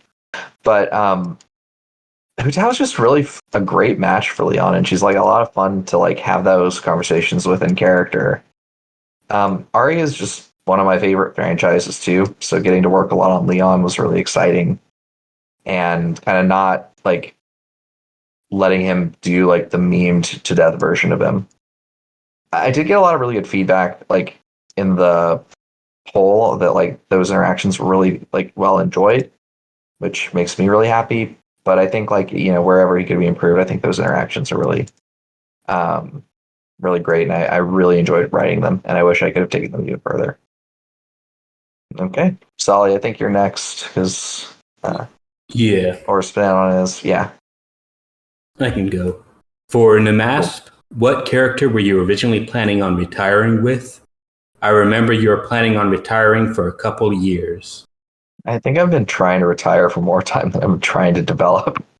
I was supposed to end in like 2020 with like Adrian and Marinette's reworks, and then I stuck it out just a little longer. Spin on. I mean, I assume you said you were going to retire, but didn't have like a final character in mind past like get new Marinette out the door. Well, the inspiration kept hitting you halfway through. Well, it was kind of like Adrian and Marinette together were supposed to be the last like project, but the problem was like I could never get Marinette to quite work, and Adrian sort of took off on his own, and then I was just working on other characters. And by the time I got back to Marinette, I already had these other projects that I was working on. Like I didn't really intend to pick up Sucrose or Leon, but things just worked out. So yeah, that was kind of the intention to end with. Next question. Yep. Over to you. Which incomplete or offline character do you most want to see finished? Official. Yeah. Officially. Official. Please, Rab. I would say, boomer that I am, Faye Valentine, Cowboy Bebop. Oh, that does make sense. Such a good new model, but they just didn't touch her writing at all. And I said her writing wasn't good enough, and it just stalled out, and she died. I think the new model is still there offline, but God, just give me some better lines, please. And nip slips and shit. She's one of like the anime babes. Like, come on. Love Faye, even if she is a jobber, still would want to get up in that ass. I would like to see her butthole. I'm just gonna throw that out there. Yeah, I said official because she's cute. She's got a great model and great dialogue already, and I think she's like fully sponsored. Ramilia just needs to actually like finish her sponsorships. And I'd love to have like an epilogue with her and Felix together.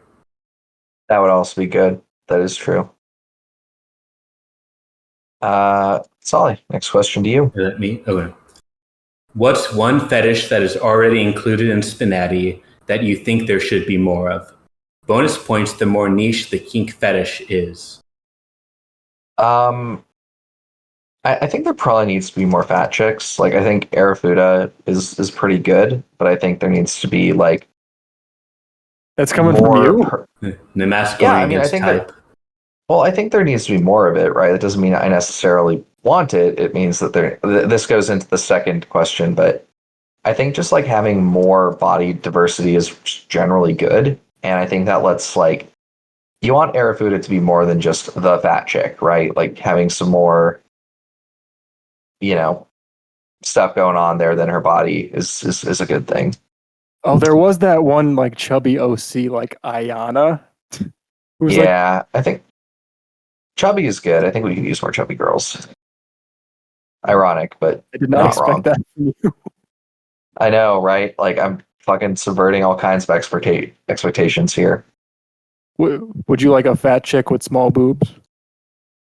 What an unfortunate combination. It depends. Have you ever seen you ever see like fat girls with no ass, and it's like, God, how do you lose the genetic lottery that hard? Yeah, it's pretty unfortunate. Yeah. I hope no one in here is a fat chick with no ass. That's okay. It's like being a man. You got to work for it. What about you? You have to have a personality. This is a weird question because I read it wrong at first. I thought it was like what's a fetish that isn't in Spinati that you want, which makes a lot more sense to me. But no, it's something that's already in the game.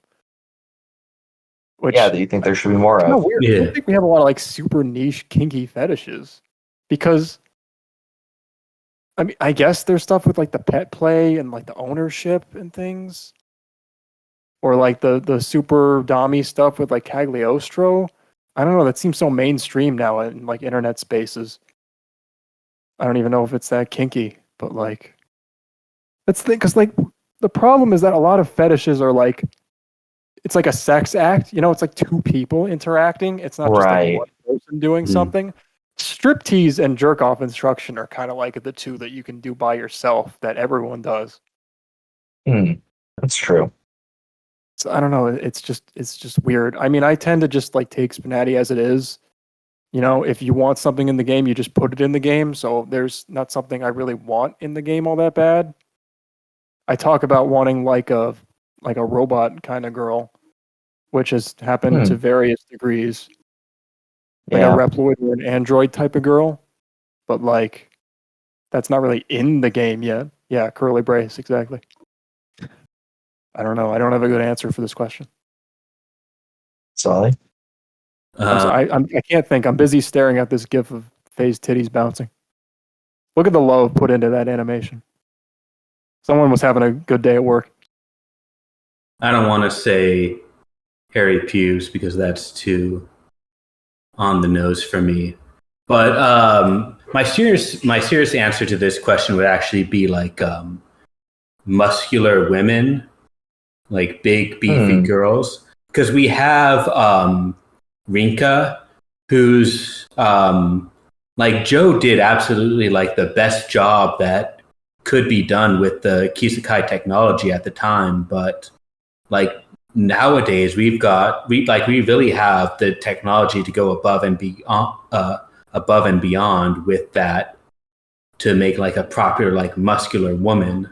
So I think that would definitely be my choice. I really like that. That makes sense. Yeah, that's probably good. There's not a whole lot of like really tall, buff girls. I guess you got like AL a little bit. She doesn't have like too much muscle on her though. Like, I did really enjoy adding the little tone ribbons on Mayinger's shoulders and arms just to fill them out a little bit. That makes them look nice and unique and more fit. But they're not muscle girls. They're just like they got more of an athletic build. Someone make a fucking Gasconia. Make that model. She's the tall muscle girl. Post her in the chat. And snap up some nice TC natty points. They're just sitting there. They're just waiting. What are you waiting for? What's one fetish that you don't like but are glad that someone else put into the game for representation? Men in general don't count, and I immediately being a troll was like, man, lol, but not a fetish. Just a thing. I think the previous comment that I made about like larger women is probably the thing I think more people would benefit from. So, what about you guys? What do you think there needs to be more of that you don't like, or you can skip to? It's kind of what I said before. Like, I don't personally like guys hitting on my waifu, like as a player, but as a writer, I would really enjoy having that writing exercise and having to navigate that situation because they, on some level, would really just not know how to react. And I want to figure that out. And there just really aren't a lot of guys that like actually go in on that. Hit on Mandura. For a variety of reasons, because like maybe the writer doesn't feel confident or doesn't want to come off as creepy or kind of like flirting by proxy. I don't know, just go for it. I think that's starting to turn around though. So I guess for me it would be probably anything furry. Like it's not for me, but I know some people really enjoy that content. And you know, it being like the sort of niche it is, it'll probably be overlooked by most people. But I think the ones who are looking for that sort of thing are going to be pleased by what they see in Spinati.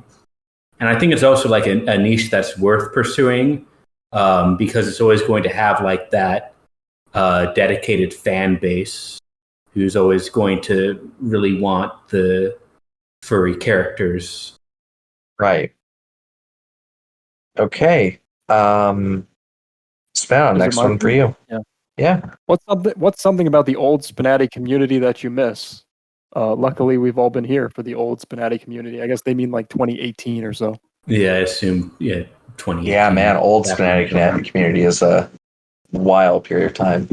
Do you want to attract furries, Solly? See, the thing with furries is I think most of their art is generated via money. They just have a lot of money from weird places, but you can't throw money at Spinati and make it happen. You have to actually put in effort, and they don't have any creativity for their furry OCs, so they can't get them in the game. So, what is something about the old Spinati community that you miss? I don't really. I mean this in like a good way. I don't really miss the old days. I think like every period of Spinati development has been really good, just in different ways and different reasons. And I think like nostalgia is kind of a trap. Like I miss certain people that don't do a whole lot of development anymore. I miss like being really excited when new characters would come out, and I think that was sort of the time when I'm like, I'm like actually got to wrap up here. But that's really it. I think like the Spinati community's been really great the whole way through. You know, there's things I'd change about the present or the past, but it's all been good. Yeah. I'm not really super nostalgic for it. I think the game's in a better place. The creator tools are in a better place. A lot of us as artists are in a better place, and it's a better environment in general. You know, it's more exacting. It's requires more from you, but you put out a better product, and that's That's the reason I've stuck around, I think, because we've grown as people and as artists. Like the stuff that we put out now is just so much better. Mm-hmm. Right. But like I think, for me personally, I think it's just any nostalgia, just kind of like for being younger and a little more anarchic and excited. I think it was sort of like the unfettered hope of like Yuri Space Pirate, just like tossing out all these these models of like weird ass fucking projects that she was never really gonna finish, but we all kind of thought she would. Yeah, because that was really cool. All the bizarre shit people would come up with. Yeah. It was making really one interesting. character did not feel so monumental, which is why people Yeah. always threw out all those whips. And I think there was a period that was a big part of the burnout period. I think like 2019, 2020, when it kind of hit us all that most of these are never going to happen. I think that's interesting. Yeah, I think that's interesting. I agree with all that. The only thing I really want to add is like I do feel like back in the day, like because it took us so much less effort to get a character out, that it felt more low stakes. But I do think people need to remember, like, the stakes really aren't that high even today. We just all do this for fun. That's everything I have. Oh yeah, I think it's Solly reading next. Oh, is Solly. Yep. If you were to leave development, what would you miss the most out of it? I think the thing I'm going to miss is just like the collaboration and kind of developing and building just new characters with people for new things. I think that's something I'm going to miss, especially just it's really interesting to go from having built like a track record and a lot of credibility to having to start over again somewhere new. But that's really it. I think like I've had my time here. I think there's different folks with different needs now, and I'm hopeful that they'll keep carrying the torch. If I were to leave development, what I would miss most is being alive. I can guarantee you, if I just vanish and Maya is left unfinished, you can guarantee it's because I got hit by a fucking bus.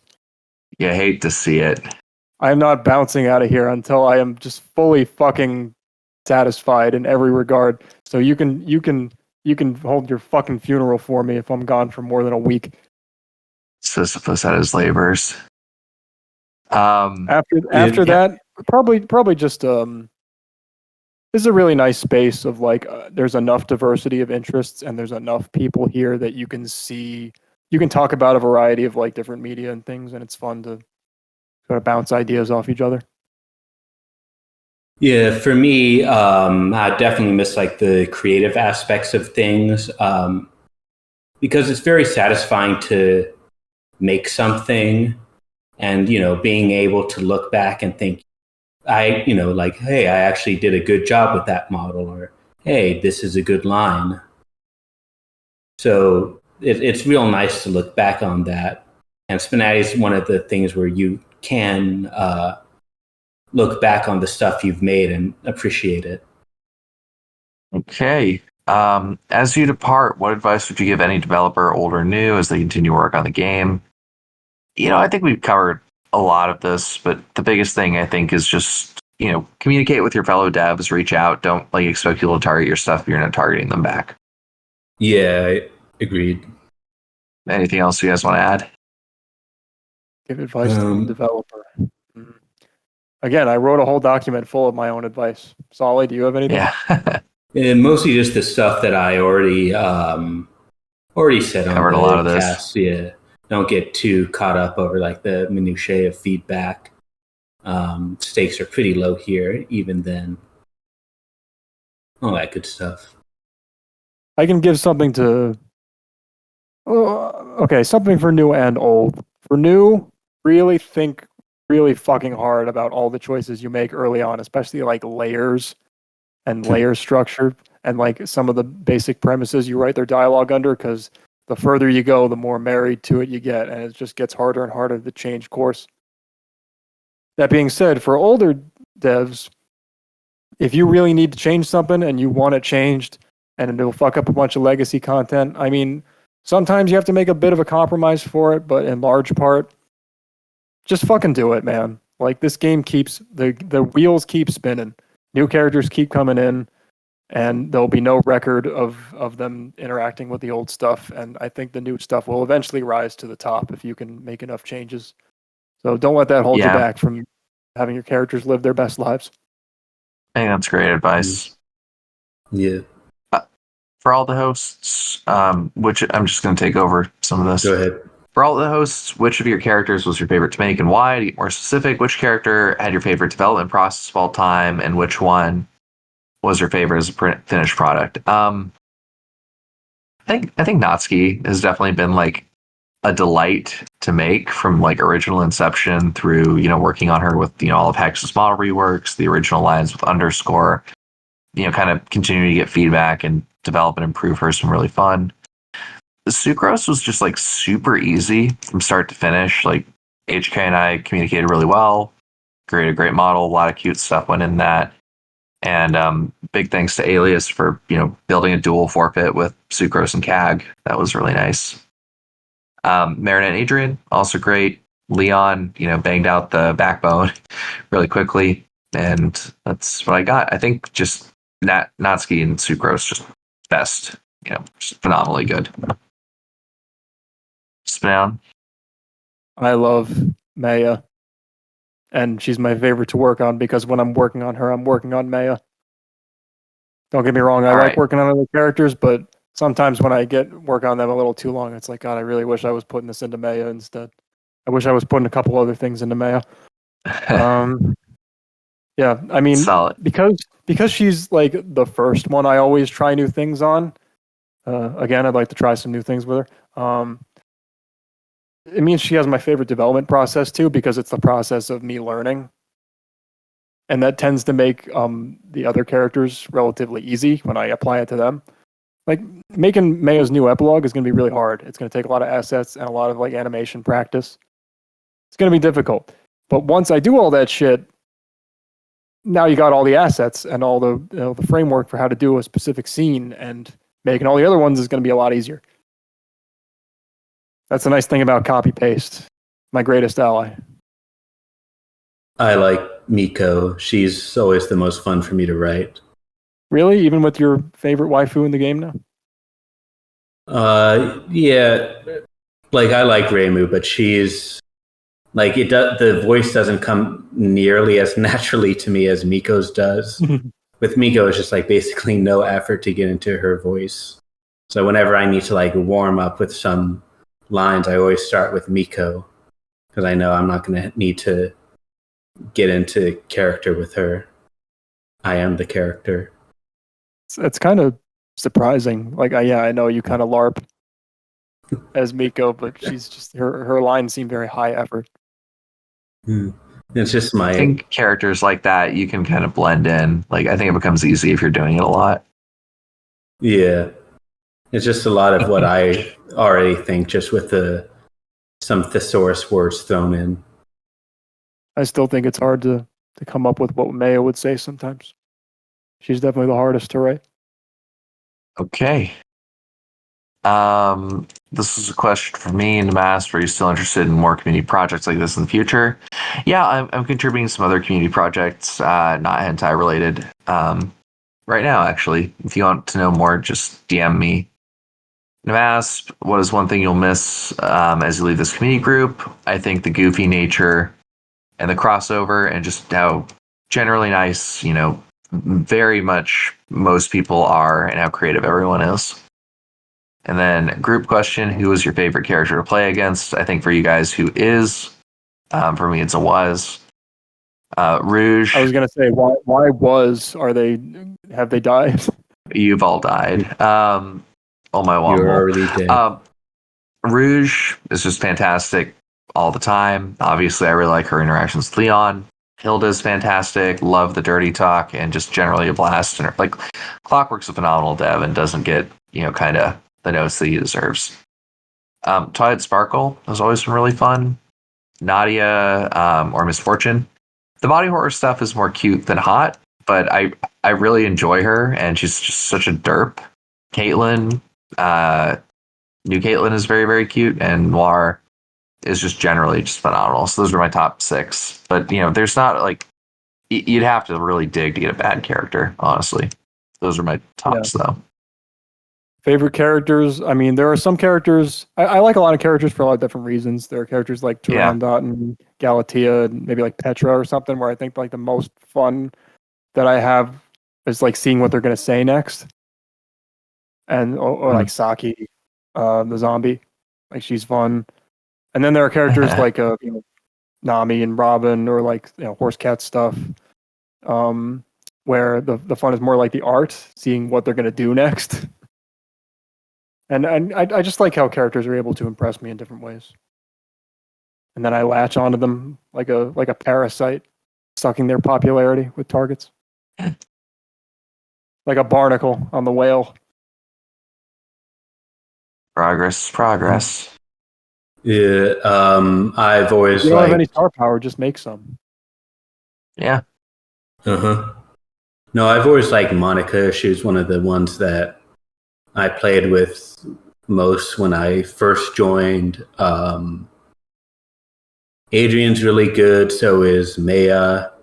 I like thank you. Cagliostro. She's good. Sucrose. There's really a lot of good, fun to play as characters. It's hard to sort of like find like a small group of them that are like particularly. It's really hard. Yeah, it's really hard. They're all so good.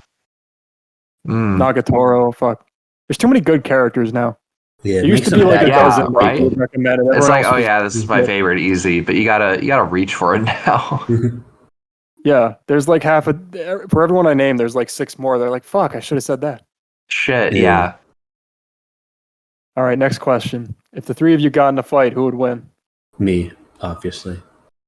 Napsu for insurance reasons. Either I win and I'm a badass, or I'm not and she gets money. So kind of that's the real winner. I know I'm taller than Nmasp. I don't know if I'm actually a bigger guy. I'm not that big of a guy.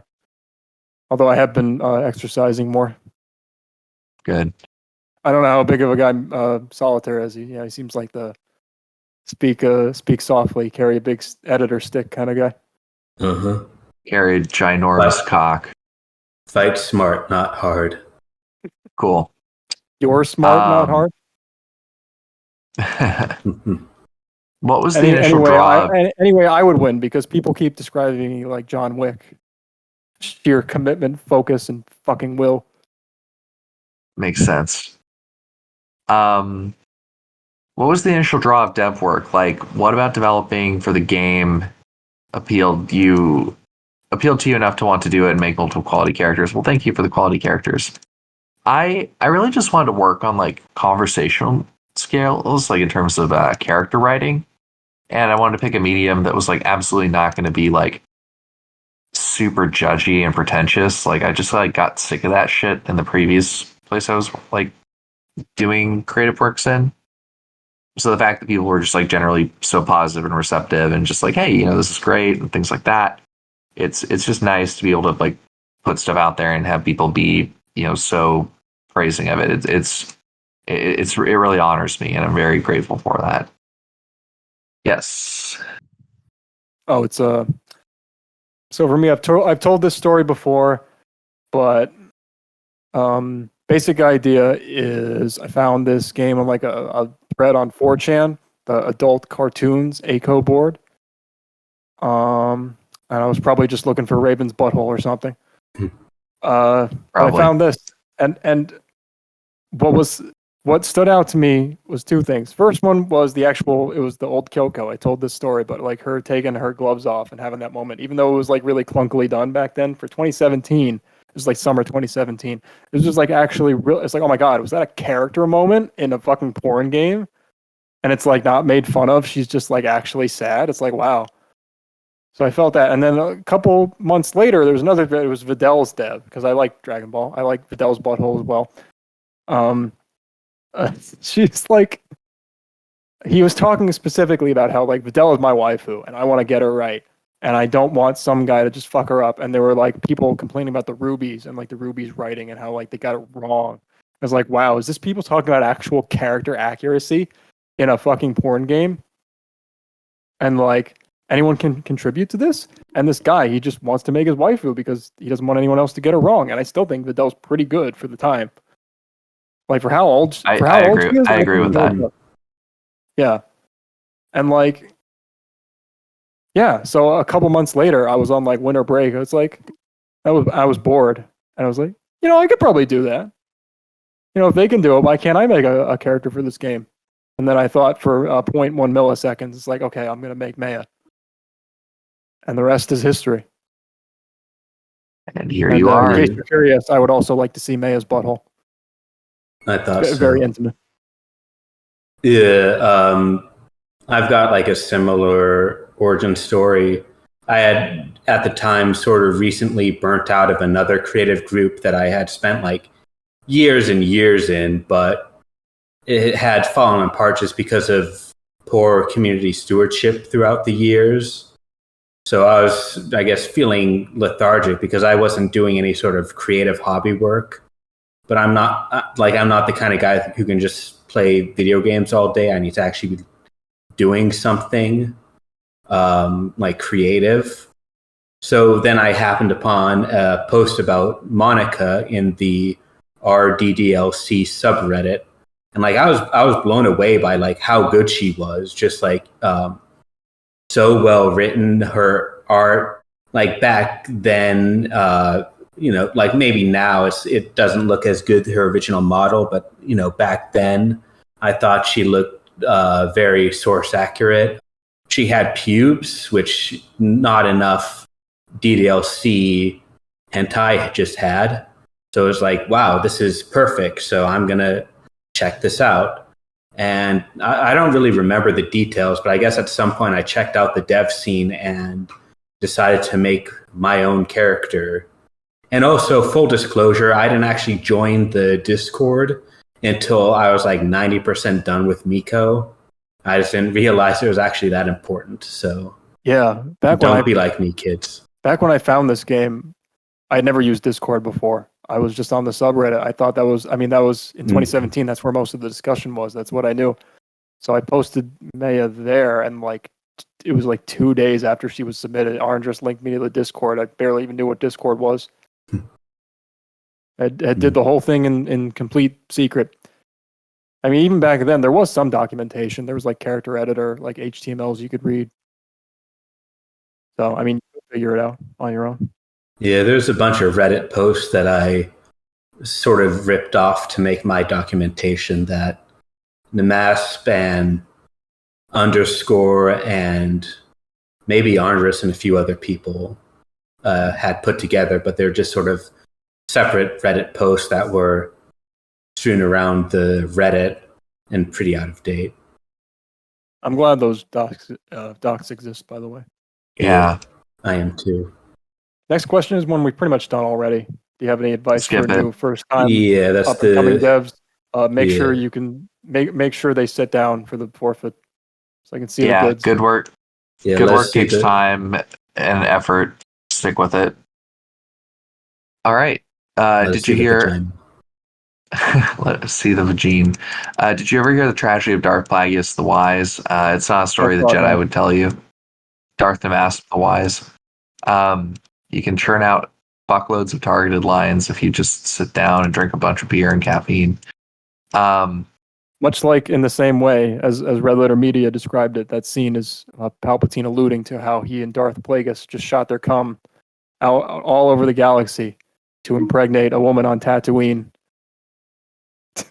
To make astrally project. Astrally project the fetus. Astrally project the fetus. Also a good name for Really, the really putting the podcast. ass in astral projecting. Astral projecting. What aspect of Carvel do you like the most? I really like his character writing and hope he continues to do so. I think Carvel's at his strength. I think Carvel does a really great job when he's writing weirdos. I think Wikipedia Tan is a lot of fun on her own right, but I think like Zoe is my favorite Carvel character. But I do really like basically everything he makes. Zeus says this game got me into Discord. I'm still only on Discord for Spinati purposes. I don't know why you would ever bother with anything else. It just seems like anything else just seems like a streamer worship or like you're just like a lurker on like a speedrunning Discord. I don't even know what you would talk about. If there's no common goal, it seems like it would fall apart pretty quickly. Also, I'm full of shit. I think the reason Go ahead, I think the reason this Discord's so good is because one, it's 18 plus, and two, we actually have a reason to play nice with each other. Like if it was a fighting game Discord or something, we're competing. I feel like we'd all just shit on each other and it would catch fire. Yeah.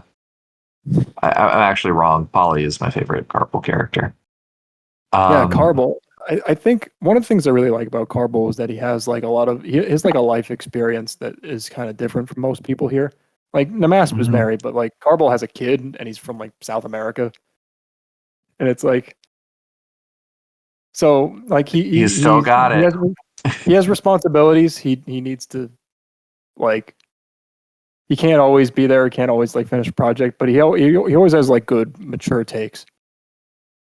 And yeah, his actual like character writing is very varied and diverse and fun and appealing. I think he picks good, interesting projects. He also got it into MVM in TF2, thanks to us, and he learned fast. Good NG. Yeah, no, Carbo's, I think, one of the best writers we have here. All of his characters are really, really good, which is doubly impressive because, yeah, as Fernando said, he's English second language. So that's pretty impressive just on its own. And yeah, he's a DILF. Well, the next question's for me. Now, on which character not in Spinati would you give as much care and attention as Jura if you were to add them? Very curious wording. So not Maya. I guess they just didn't. They knew that there's no answer for that. Yeah. So he just very went clever. one down. He went one tier down to Jura. Mm-hmm. Still probably nobody. Jura has kind of she's become more of her own character over time, but I originally just kind of wrote her as a foil to Maya because I didn't know how to make Maya interesting.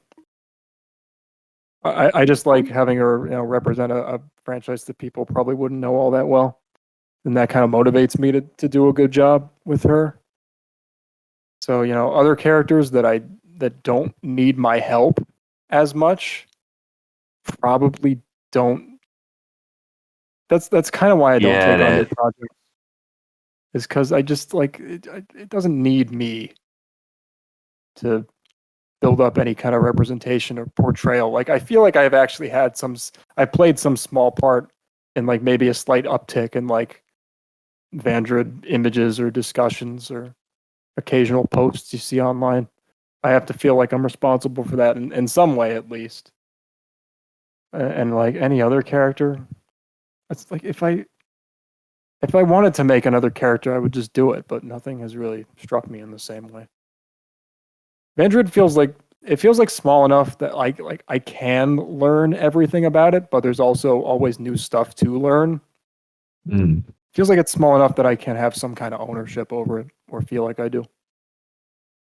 I think I like that because I eventually want to make some of my own stuff too. I guess the answer would be like Bulma or something if I ever went with that. Almost good. I like Bulma. The Triple C Fuck Mary Kill, Cavendish, Cool Cat, and Corgi. Interesting. Well, Corgi's not in this live cast. I guess we can say him, and he'll never know. Yeah, Or we I'd kill. marry So Cool Cat has a partner already, so he's just gonna get killed. Corgi, definitely marry Cavendish. You know, you're gonna face the wall this time, buddy. Um, all right, that's my answer. Corgi is like he's dedicated to his wife. He's an engineer. You know, he's a support. He'll support you in life. So I feel like he'd make a good partner. Yeah. Commies would probably make a good one night stand. They'd give you some interesting takes on life. Cool Cat, we are very different people, as I said. I feel like you wouldn't mind dying, right? Like you go out in a cool cowboy duel. That's not so bad, right? I wouldn't just like execute you. We could have a quick draw. We'd have a quick draw as I shoot you in the back of the head when you're in the bathtub. Corgi, I think you could have fun with for a night. So that'll be my fuck. Then Cool Cat, I think, could take care of you. So that would be my marry. And then Cavendish is planning on submitting a shaved version of Ye Miko, so he can die. Oh my god, why would you do that? Like even for me, wow. I have a suspicion that Cool Cat might beat me on the quick draw, so maybe I should take the Back to the Future approach, where a nice bulletproof cast iron oven furnace cover. Oh well, we're almost done. We're down to the last 3 questions. Mm-hmm. Favorite companion Favorite character. companion of a character, such as Fina's Cupel, Mia's Fizz, and Ryoko's Mako. I hate to break it to you, it's Ryuko. It's a long U, not a long O. I like Ever like, heard of Full Metal Jacket ammo? Was that a thing in the Wild West? I don't think so. I personally really like I like the Kwamis. I did. That's nice. Other characters of games that are really interesting. I like Mako. Mako's great. Who's my favorite companion character? Oh, you'll see. Oh yeah, that's good. Yeah. The correct answer is Tojiko. Favorite Magic. Favorite yeah. Magic the Gathering. How much of a dweeb do you think I am? I don't play Magic the Gathering. Magic's like not even a weeb thing. I play. I said a dweeb. Oh, yeah. I play mostly like black, green. If I can get away with it, depending on the format. I've never played. The only card games I've ever played are like blackjack and poker and solitaire. I don't know what this trading card shit is. I'm Strip Magic the Gathering. How would that work? And not well. Cool. What about you, Solly? Is purple a Magic of the Gathering color? It's actually not. No. Too bad. That would have been my choice. What about blue? Blue is a color. How does that work? That. It's like a control color. Okay. Well, there's one question left, but it's silly. It's like, what's a JPEG? Nobody cares. Okay, cool. Personally, Well, I'd save hey, all my snipping tool snaps as PNGs. Yeah. Mm-hmm. All right, guys. I take a sick perverse pleasure in save in using the snipping tool on WebPs. Thanks for having me on. It was good to come back for a little bit to say goodbye. It's been fun working on Spinati. I'll catch y'all soon. Have a great rest of your developer experience. I'm only a DM away. And good night. We gave you the big send off last time, Nmasp, but yeah, we're always welcome back, and it was always a pleasure to be with you. Thanks. All right, guys. Until I'm needed again, I'll see you guys later. Have a great night and best of luck. I'm actually going to go to bed now. So that was really long. All right, guys. Good night. Talk to you soon. Feel free to if anyone wants to talk more sometime, just send me a DM.